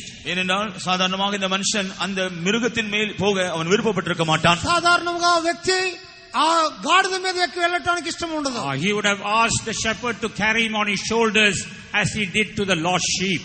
அவன் அந்த மேய்ப்பனானது தன்னுடைய தோளில் சுமந்து கொள்வது போல, காணாமல் போன ஆட்டை சுமந்து கொண்டு போனது போல மேய்ப்பன் தன்னை தன்னுடைய தோளில் மேல் சுமந்து கொண்டு போக வேண்டும் என்று அவர் விரும்பி இருப்பார். ఒక కాపరి తన గొర్రెను మెడ భుజం మీద వేసుకొని వెళ్లే విధంగా తన్ను కూడా మోసుకొని పోవాలని తలచి ఉండవచ్చు. But here the Lord did not come as a shepherd. ஆனால் இங்கே கர்த்தரோ ஒரு மேய்ப்பனை போல வரவில்லை. ప్రభు అయితే కాపరిగా రాలేదు. The Lord did not carry him on his shoulders. கர்த்தர் இங்கே அவனை தன்னுடைய தோளில் சுமந்து கொண்டு போகவில்லை. ఆయన వానిని భుజం మీద మోసుకొని పోలేదు. What's the reason? காரணம் என்ன? కారణం ఏమిటి? This man is the man who is grown in his spiritual life. இந்த மனுஷன் தன்னுடைய ஆவிக்குரிய ஜீவிதத்தில் வளர்ச்சி அடைந்திருந்த ஒரு மனுஷன். వీడైతే ఆత్మీయ జీవితంలో అభివృద్ధి పొందినవాడు. Now God's dealing is different from dealing with a new person. ஆகவே ஒரு புதிய மனுஷனிடத்தில் தேவன் நடைபெறுகிறதை பார்க்கலும் இந்த மனுஷனோடு தேவன் நடைபெறுகிற விதம் முற்றிலும் வித்தியாசமானது. క్రొత్త మనుషుని కంటే ఈ మనుషుని యొక్క జీవితంలో ప్రభు వేరే విధముగా ఆయనకు నడిపించున్నాడు. He was put upon that beast. அவன் சுய வாகனத்தின் மேல் ஏற்றப்பட்டான். ఆ యొక్క మృగం వాహనం మీద ఎక్కించి ఉన్నాడు. Spiritually, what is the name of that beast? ஆவிக்குரிய பிரகாரமாக அந்த மிருகத்தின் பெயர் என்ன? ఆత్మీయముగా ఆ యొక్క మృగానికి ఏమిటి పేరు? Humility. தாழ்மை. తగ్గింపు. Yes, he has to go on that humility in order to reach the presence of God. தேவ சமூகத்தில் மறுபடியும் அவன் போய் சேர்வதற்காக தாழ்மை என்கிற வாகனத்தின் மேல் தான் அவன் இப்பொழுது பிரயாணம் செய்ய வேண்டும். దేవుని సన్నిధానంలో చేరుటకు గాను తగ్గింపు అనే ఆ వాహనములో వెళ్ళవలెను. Yes, some of us are refusing to get on to that beast. நம்மளுக்குள்ள சிலர் அந்த வாகனத்தின் மேல் ஏற நம்ம விருப்பம் இல்லாமல் இருக்கிறோம். మనమైతే ఆ యొక్క వాహనం ఎక్కడానికి ఇష్టం లేదు. The Lord is there. We are telling the Lord, you must bring me like this, bring me like that. நாம் கர்த்தரிடத்தில் ஆண்டவரே இப்படி செய்ய வேண்டும் என்று நாம் அவரிடத்தில் சொல்கிறோம். దేవా నన్ను ఈ విధముగానే మీరు తీసుకొని రావాలని కోరుచున్నాము. But the Lord has brought only one wagon and that's the beast. ஆனால் தேவன் ஒரே ஒரு வாகனத்தை கொண்டு வந்திருக்கிறார், அதுதான் அந்த மிருகம். ప్రభు మన కొరకై తెచ్చిన వాహనం ఒకటే, అదే ఆ యొక్క మృగము. Unless you travel on that beast, you cannot be revived, you cannot be restored. அந்த மிருகத்தின் மேல் பிரயாணம் நீ செய்யாவிட்டால் நீ மறுபடியும் உயிர்ப்பிக்கப்பட முடியாது, மறுபடியும் பழைய நிலைமைக்கு திருப்பி கொண்டு வரப்பட முடியாது. ఆ మృగము ఎక్కకపోతే ప్రభు యొక్క సన్నిధానములో నీవు చేరలేవు. There he was brought into a inn. இப்பொழுது அவன் ஒரு சத்திரத்திற்கு கொண்டு வரப்பட்டான். ఆ వ్యక్తిని సత్రంలోనికి తెచ్చి ఉన్నాడు. He was brought in under the care of the innkeeper. ஆம், அங்கே சத்திரக்காரனுடைய பராமரிப்பிற்குள் அவன் கொண்டு வரப்பட்டான். సత్రపు వాని యొక్క పరామర్శలోనికి తెచ్చి ఉన్నాడు. The innkeeper speaks about the Holy Spirit and the servants of God. இங்கே இந்த சத்திரக்காரன் என்பது பரிசுத்த ஆவியானவரையும் தேவ ஊழியர்களையும் காண்பிக்கிறது. సత్రపు వాడంటే పరిశుద్ధాత్ముని దైవ సేవకులను చూపుతున్నది. And here we see he was left in the care of the innkeeper. இப்பொழுது அவன் அந்த சத்திரக்காரனுடைய பொறுப்பில் ஒப்படைக்கப்படுகிறான். ఆ సత్రపు వాని యొక్క బాధ్యతలోనికి అప్పగించబడి ఉన్నాడు. And the innkeeper was given 2 pence. இந்த சத்திரக்காரனிடத்தில் 2 காசுகள் கொடுக்கப்பட்டன. ఈ సత్రపు వానికి 2 నాణెములు ఇవ్వబడెను. So that he could not only heal this person, இந்த மனுஷனை சரியாக கவனித்துக் கொள்வதற்காக, not only to heal the person, இந்த மனுஷனை சுகமாக்குவதற்காக மாத்திரமல்ல, ఈ వ్యక్తిని స్వస్థపరచుటకు మాత్రమే కాదు, but to make this man perfect. இந்த மனுஷனை பூர்ணனாக மாற்றுவதற்காக, సంపూర్ణునిగా చేయుటకు. And what is the 2 pence that is given to that innkeeper? அந்த சத்திரக்காரனிடத்திலே கொடுக்கப்பட்ட அந்த 2 பணம் எதை காண்பிக்கிறது? సత్రపు వానికి ఇవ్వబడిన ఆ 2 నాణెములు దేనారములు దేని చూపుతున్నది? Grace and truth. கிருபையும் சத்தியத்தையும் காண்பிக்கிறது. కృపయు సత్యము. As we read in John the Gospel chapter 1 verse 14, யோவான் சுவிசேஷம் 1:14 வசனத்தில் படிக்கிறது போல, యోహాను 1:14 the grace and truth is able to bring us to the very glory of the Son of God. கிருபையும் சத்தியம் தேவகுமாரனுடைய அதே மகிமைக்கு நம்மை கொண்டு போக வல்லமை உள்ளதாக இருக்கிறது. కృపా సత్యములు దేవుని కుమారుని యొక్క అదే మహిమలోనికి మనల్ని తెచ్చును. Dear child of God, not only you must be healed, not only you must be restored, not only you must be revived, you must come to that perfect glory of the Son of God. அருமையான தேவனுடைய பிள்ளையே, நீ சுகமாக்கப்படுவதும் நீ மறுபடியும் உயிர்ப்பிக்கப்படுவதும் முந்தின நிலைமைக்கு திருப்பி கொண்டு வரப்படுகிறது மாத்திரம் போதாது, தேவகுமாரனுடைய அதே நிலைமைக்கு நீ வளர்ந்து நீ பூரணமாக்கப்பட வேண்டும். ప్రియమైన దేవుని బిడ్డలారా, మీరు స్వస్థతను నూతన పరచబడుటను జీవమును పొందటం మాత్రమే కాదు, దేవుని కుమారుని సంపూర్ణతలోనికి రావాలను. Yes, the good Samaritan has come in search of you. அதற்காகவே நல்ல சமாரியன் உன்னை தேடி வந்திருக்கிறார். దాని కొరకే సమరయుడు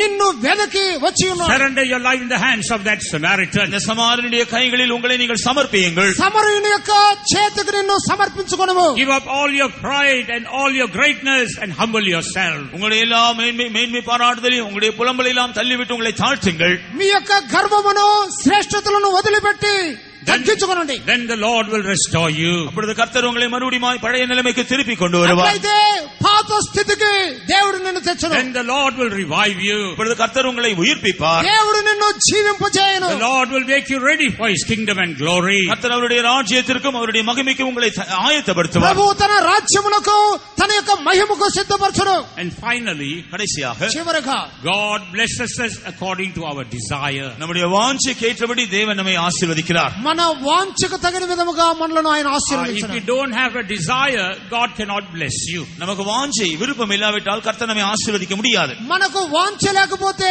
ఆశీర్వాదం లభించదు. As the psalmist says, சங்கீதக்காரன் சொல்கிறது போல, కీర్తనకర్త చెప్పుచున్నాడు. Psalms 107 verse 9. 107 சங்கீதம் 9 வசனம், 107 కీర్తన 9 వాక్యం. அவருடைய கிருபையின் நிமித்தமும் மனுபுத்திரருக்கு அவர் செய்கிற அதிசயங்களின் நிமித்தமும் அவரை துதிப்பார்களாக. For he satisfieth the longing soul and filleth the hungry soul with goodness. For He satisfieth the longing soul.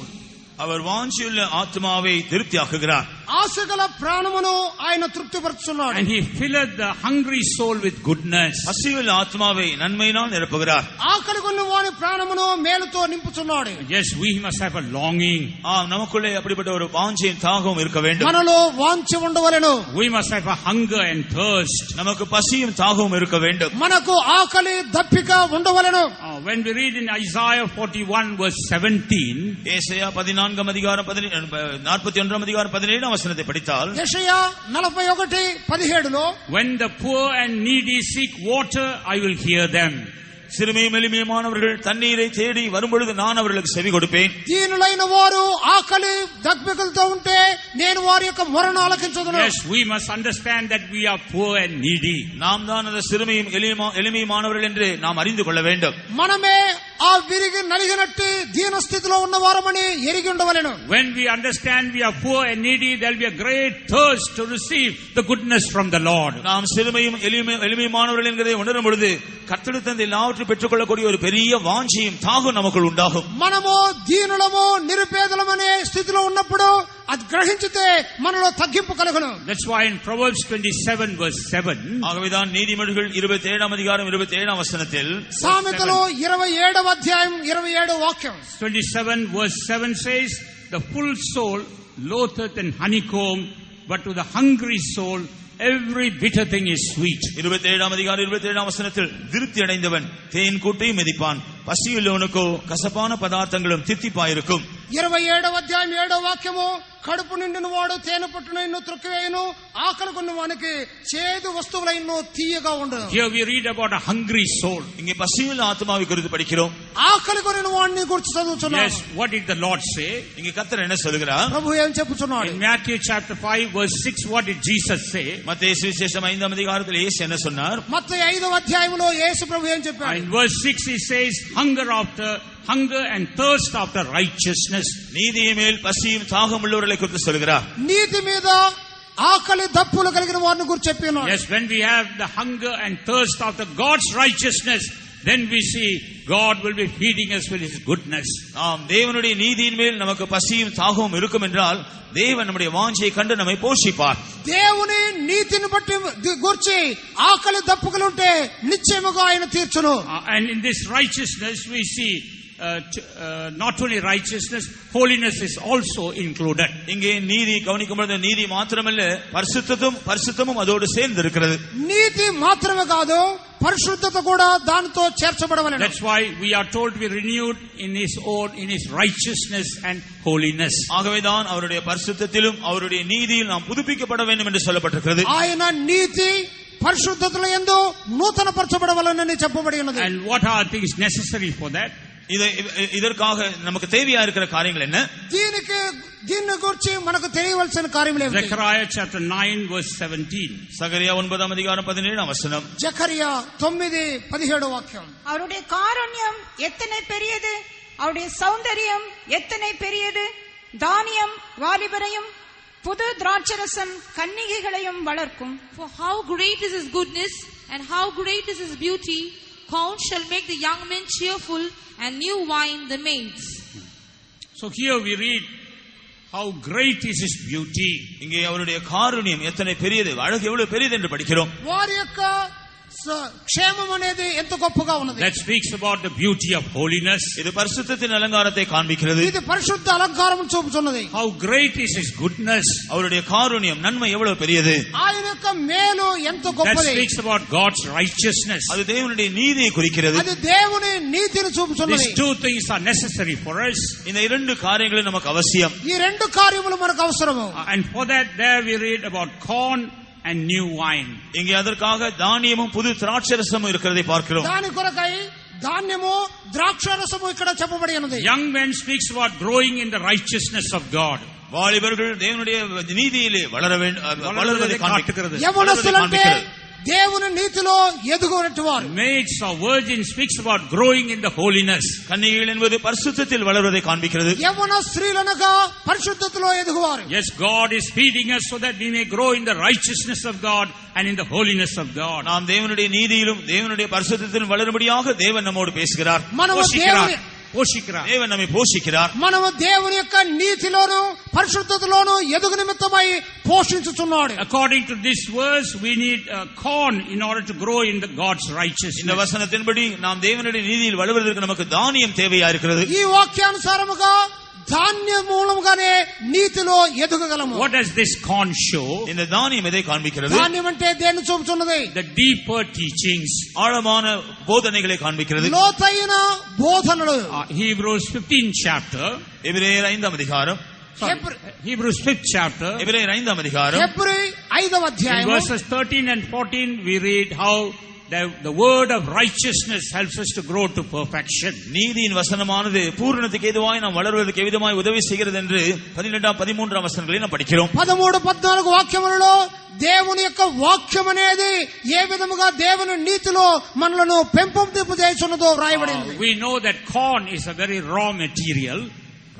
Corn is a raw material. இந்த தானியம் என்பது அது புதுமையானது, அது ஒன்றும் பக்குவப்படுத்தப்படாத ஒரு பொருளா இருக்கிறது. ధాన్యం అంటే అది ముదురు పదార్థమై ఉన్నది. And you can't eat the raw material. நீங்கள் அந்த பக்குவப்படுத்தாத பொருளை அப்படியே நீங்கள் சாப்பிட முடியாது. ఆ ముదురు పదార్థములను మనం తినలేము. It has to go through a process. அது சில முறைகள் வழியாய் போக வேண்டும். అవి దంచబడవలెను. Only then we can consume that corn. அதன் பின்புதான் தானியத்தை நாம் சாப்பிட முடியும். అప్పుడే ధాన్యమును తినగలము. In the same manner, அதே விதமாக అదే విధంగా we will be given deeper teachings, நமக்கு ஆழமான உபதேசங்கள் கொடுக்கப்படலாம். మనకు లోతైన ఉపదేశములు but ఇవ్వబడినప్పుడు it cannot turn out to be food in our lives unless we go through certain experiences. நாம் அப்படி சில அனுபவங்கள் வழியாய் போகாத பட்சத்தில் அவைகள் நம்முடைய ஆகாரமாக மாறுவதில்லை. మనము కొన్ని అనుభవముల మూలముగా వెళ్ళకపోతే అది మనకు ఆహారముగా మారలేదు. Unless we go through trials for the sake of that word of God, it cannot turn out to be food for us. நாம் கேட்டுதான அந்த வேத வசனத்திற்கு ஏற்ற பரீட்சைகள் சோதனை வழியாய் நாம் கடந்து போகாவிட்டால் அந்த வேத வசனம் நம்முடைய ஆகாரமாய் மாறாது. మనం విన్న వాక్యమునకు తగిన విధముగా శోధనలో పరీక్షల మూలముగా వెళ్ళకపోతే అది మనకు ఆహారముగా మారదు. Therefore, let us go through any path the Lord takes us through, and let us grow in the righteousness of God. ஆகவே கர்த்தர் நம்மை கொண்டு போகிறதான எந்த பாதையிலும் சந்தோஷமாய் கடந்து சென்று இவ்விதமாய் தேவனுடைய நீதியிலே நாம் வளருவோமாக. దేవుడు మనలను నడిపినట్టు ప్రతి మార్గములో సంతోషముతో ముందు కొనసాగి దానిని మన ఆహారముగా మార్చుకుందాము. Next we have to grow in the deeper holiness. அடுத்தபடியாக ஆழமான பரிசுத்தத்தில் நாம் வளர வேண்டும். తరువాత లోతైన పరిశుద్ధతలో For ఎదగవలెను. that we need the wine. அதற்கு நமக்கு திராட்சை ரசம் வேண்டும். ద్రాక్షారసం అవసరము. Here wine speaks about the anointing that comes in our life. இங்கே திராட்சை ரசமானது நம்மேல் வருகிற அவருடைய அபிஷேகத்தை காண்பிக்கிறது. ఇక్కడ ద్రాక్షారసం అంటే మన మీదకి వచ్చే అభిషేకమును చూపుతున్నది. Again, wine is not seen in the plant, but it goes through a process and becomes wine. இவ்விதமாக திராட்சை ரசம் என்று சொல்லும் பொழுது அது அந்த செடியிலிருந்து நேரடியாய் வருகிறதில்லை. அது சில பழங்கள் சில பக்குவப்படுத்தப்பட்டு அதன் பின்புதான் அதிலிருந்து திராட்சை ரசத்தை நாம் பெறலாம். ద్రాక్షారసం అనగా అది నేరుగా చెట్టులో నుండి వచ్చినది కాదు. ఆ యొక్క ద్రాక్షారసం ద్రాక్ష పండ్లు నుండి తీయబడవలెను. The grapes have to go through the wine press and become wine. திராட்சை பழங்கள் ஆலையிலே கொண்டு போய் அவைகள் பிழிந்து எடுக்கப்படும் பொழுதுதான் திராட்சை ரசம் வரும். ద్రాక్ష పండ్లు పిండబడిన తర్వాతనే ఆ రసం వస్తున్నది. So also the Lord takes us through afflictions and sufferings. இவ்விதமாகவே தேவன் நம்மை பாடுகள் நெருக்கங்களின் வழியாக கொண்டு போகிறார். ఈ విధముగా దేవుడు మనలను శ్రమలో కష్టములో గుణంగా నడిపించును. But in the midst of those sufferings and afflictions, the anointing helps us to go on victoriously. இந்த பாடுகள் நெருக்கங்கள் மத்தியிலே அபிஷேகமானது நாம் ஜெயகரமாய் செல்வதற்கு உதவி செய்கிறது. ఈ శ్రమలో శోధనల మూలముగా దేవుని యొక్క పరిశుద్ధాత్ముడు మనకు సహాయం చేస్తున్నాడు. Both these experiences are like battles in our life. இந்த இரண்டு அனுபவங்களுமே நம்முடைய ஜீவியத்தில் ஒரு யுத்தம் போன்றதுதான். ఈ రెండు అనుభవాలు మన జీవితంలో యుద్ధముల లాంటివి.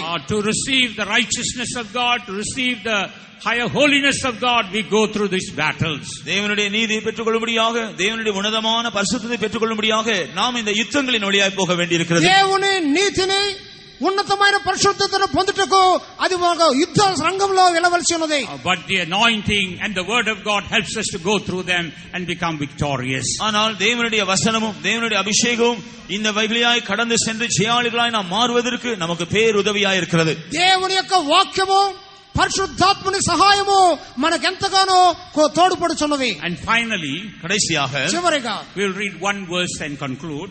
இன்னும் ஒரு வசனத்தை குறித்து படிக்கிறோம். ఒకే వాక్యమును చదవబోతున్నాం. Jeremiah chapter 31 verse 14.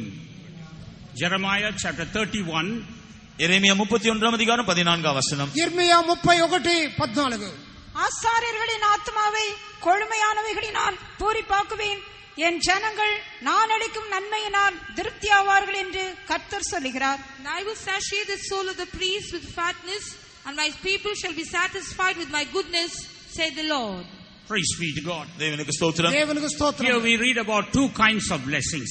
இங்க இரண்டு விதமான ஆசீர்வாதங்களை குறித்து நாம் படிக்கிறோம். రెండు విధములైన ఆశీర్వాదములను చూస్తున్నాం. One is fatness and the other is goodness. ஒன்று கொழுமையானது, மற்றொன்று நன்மையானது. ఒకటి క్రొవ్వు, రెండోది మేలు. Goodness comes directly to our lives from God himself. நன்மை தேவனிடத்திலிருந்து நேரடியாக நம்முடைய ஜீவியத்தில் வருகிறது. మేలు అనేది నేరుగా దేవుని యొద్ద నుండి వచ్చుచున్నది. But the fatness comes through the priest. ஆனால் கொழுமையோ ஆசாரியர்கள் மூலமாய் தான் வருகிறது. క్రొవ్వు అయితే యాజకుల మూలముగా వచ్చుచున్నది. The priest speaks about the New Testament ministry.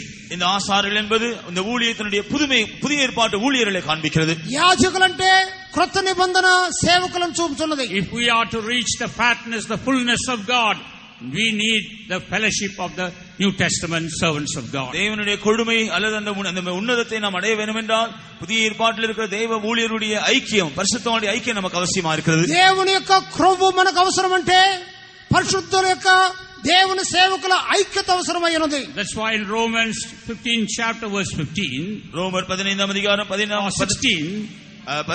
அதிகாரம் 16ஆம் வசனத்திலே இது நிமித்தமாக தான் நாம் படிக்கிறோம். రోమా 15వ అధ్యాయం 16వ వాక్యములో that St. Paul says that I should be the minister of Jesus Christ to the Gentiles, ministering the gospel of God, that the offering up of the Gentiles must be acceptable, being sanctified by the Holy Ghost.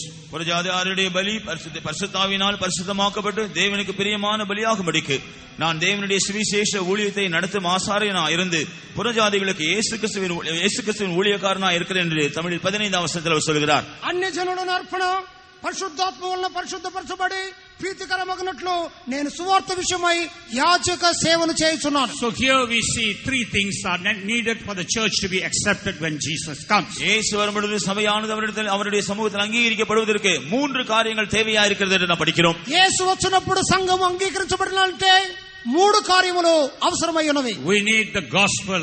முதலாவதாக சுவிசேஷம், సువార్త అవసరము. We need the servants of God to minister the gospel. அடுத்தபடியாக சுவிசேஷத்தை பிரசங்கிக்கக்கூடிய தேவ ஊழியர்கள், సువార్త సేవ చేయు సేవకుల అవసరము. Thirdly, we see the Holy Spirit must sanctify them. மூன்றாவதாக பரிசுத்தாவியானவர்களை பரிசுத்தமாக்க வேண்டும் என்று படிக்கிறோம். మూడవదిగా పరిశుద్ధాత్ముడు వారిని పరిశుద్ధపరచవలెను. These three things must work in a person's life to be found ready for the coming of the Lord. ஒரு மனுஷன் கர்த்தருடைய வருகைக்கு ஆயத்தமாக்கப்பட வேண்டும் என்றால் இந்த மூன்று காரியங்கள் அவருடைய ஜீவியத்தில் கிரியை செய்ய வேண்டும். ఒక మనుషుడు ప్రభు రాకడకు సిద్ధపడవాలంటే ఈ మూడు కార్యములు అవసరమైనవి. That's why the Lord is showering His goodness and fatness in our life. இது நிமித்தமாகவே தேவனுடைய நன்மையும் அவருடைய கொழுமையும் நம்மேல் பொழிந்தள்ளி கொண்டிருக்கிறார். కనుకనే దేవుడు తన యొక్క మేలును కృపను మన మీదకు పంపుచున్నాడు. These days of the convention we were able to enjoy the goodness of the Lord and the fatness of the Lord. இந்த கன்வென்ஷன் நாட்களில் நாம் தேவனுடைய நன்மையும் தேவனுடைய கொழுமையும் நன்றாக அனுபவிக்க முடிந்தது. ఈ కన్వెన్షన్ దినములలో దేవుని యొక్క మేలును క్రొవ్వును అధికముగా అనుభవించి ఉన్నాం. Now we are about to leave this place. நாம் இப்பொழுது இந்த இடத்தை விட்டு திரும்பி போகக்கூடியதான நேரத்துக்கு வந்திருக்கிறோம். ఇప్పుడు ఈ స్థలం వదిలి వచ్చే సమయం వచ్చి Let ఉన్నది. us carry this goodness and fatness in our life. இந்த நன்மையும் இந்த கொழுமையும் நாம் நம்முடைய ஜீவிதத்தில் எடுத்து செல்வோமாக. ఈ మేలు క్రొవ్వులతో మనము కొనసాగుదాము. Shall we all surrender our lives? நம்ம எல்லாரும் நம்முடைய ஜீவியங்களை கர்த்தரிடத்திலே ஒப்படைப்போமாக. మన జీవితములను దేవుని హస్తములకు What is అప్పగించడము. our state this morning? இந்த காலையிலே நம்முடைய நிலவரம் என்ன? ఈ ఉదయకాలమందు మన స్థితి ఏమిటి? Are we like the man who was lying in the field? நாம் அந்த வயலில் கிடந்ததான அந்த மனுஷனை போல் இருக்கிறோமா? ఆ పొలములో ఉన్న మనుషుడు వలె ఉన్నామా? Or else are we like David and his men who were traveling in the wilderness? அல்லது தாவீதும் அவனுடைய மனுஷர் வனாந்தரத்தில் பிரயாணம் செய்து கொண்டிருந்தார்களே அவர்களைப் போல நாம் இருக்கிறோமா? అరణ్యములో ప్రయాణం చేసిన దావీదు అతని యొక్క మనుషుల వలె ఉన్నామా? Or else are we like the man who was half dead lying on the way to Jericho? அல்லது எரிகோவுக்கு போகிற வழியிலே குற்றூராய் கடந்ததான அந்த மனுஷனை போல நாம் இருக்கிறோமா? ఎరుకో మార్గములో కొర ప్రాణములతోన్న ఆ వ్యక్తి వలె ఉన్నామా? Or else are we like the young men and the maids who are getting ready for the coming of the Lord? அல்லது கர்த்தருடைய வருகைக்காக ஆயத்தப்படுகிறதான வாலிபரையும் கன்னிகைகளைப் போல நாம் இருக்கிறோமா? లేకపోతే ప్రభు రాకడకు సిద్ధపడే ఆ యవనస్తులు కన్నికల వలె ఉన్నామా? Whatever your state may be, the Lord is able to help you. உங்களுடைய நிலவரம் என்னவா இருந்தாலும் கர்த்தர் உங்களுக்கு உதவி செய்ய வல்லவராய் இருக்கிறார். ఈ స్థితి ఏమైనను ప్రభు సహాయం చేయగలడు. Yes, David and his men are here. ஆம், தாவீதும் அவனுடைய மனுஷரும் இங்கே இருக்கிறார்கள். అవును, దావీదు ఆయన మనుషులు మన మధ్య ఉన్నారు. Yes, Ziba has brought the necessary fruits for you. ஆம், சீபா உங்களுக்கு தேவையான பொருட்களை கொண்டு வந்திருக்கிறார். సీబా మీకు అవసరమైన పండ్లను Yes, తెచ్చి the ఉన్నాడు. good Samaritan is here to bind up your wounds. ஆம், உன்னுடைய காயங்களை கட்டுவதற்காக நல்ல சமாரியன் இங்கே வந்திருக்கிறார். ఈ గాయములను కట్టుటకై మంచి సమరయుడు వచ్చి ఉన్నాడు. Yes, the Lord wants to bless you with all His heavenly blessings. ஆம், தேவன் எல்லா ஆவிக்குரிய ஆசீர்வாதங்களினால் உங்களை ஆசீர்வதிக்க விரும்புகிறார். పరలోక ఆశీర్వాదములతో దేవుడు నింపుకోరుచున్నాడు. Just 2 minutes. இன்னும் 2 நிமிஷங்கள் రెండే மாத்திரம். 2 నిమిషములు. Let us surrender our lives. நம்முடைய ஜீவியங்களை நாம் ஒப்புக் మన கொடுப்போமாக. జీవితములను అప్పగించదము. Lord, at any cost, I must be ready for your coming. எப்படியாக நாம் அவருடைய வருகைக்காக ஆயத்தமாக்கப்பட வேண்டும். ప్రభువా, ఎట్లైనను మనం ఆయన రాకడకు సిద్ధపడవలెను. I give myself into your hands, O God. ஆண்டவரே, நான் என்னை உம்முடைய கரங்களில் அர்ப்பணிக்கிறேன். దేవా, నన్ను నీ హస్తములకు అప్పగించున్నాను. Even right now, fill me with your fatness. இப்பொழுதும் என்னை உம்முடைய நன்மையினால் உம்முடைய கொழுமையினால் என்னை நிரப்பும். నీ ప్రభుతో నన్ను నింపుము. Take away all that faint things in my life. ஆண்டவரே, எல்லா தவறான காரியங்களை ஜீவித்து விட்டாக எடுத்து போடும். నా జీవితంలో ఉన్న అలసట అలసటలను Take away తొలగించుము all that weakness from my life. என்னுடைய ஜீவிதத்தின் எல்லா பலவீனத்தை எடுத்து போடும். బలహీనతలను తొలగించుము Lord, I am looking at your hands. ஆண்டவரே, நான் உம்முடைய கரங்களை நோக்கி பார்த்துக் கொண்டிருக்கிறேன். దేవా, నీ Hallelujah. హస్తములను Lord, చూపుచున్నాను bless me right now. இப்பொழுது என்னை ஆசீர்வதி. నన్ను Bless me ఆశీర్వదించుము right now. இப்பொழுது என்னை ஆசீர்வதி. ఇప్పుడే Bless me right now. இப்பொழுது என்னை ஆசీర్వதி. ఆశీర్వదించుము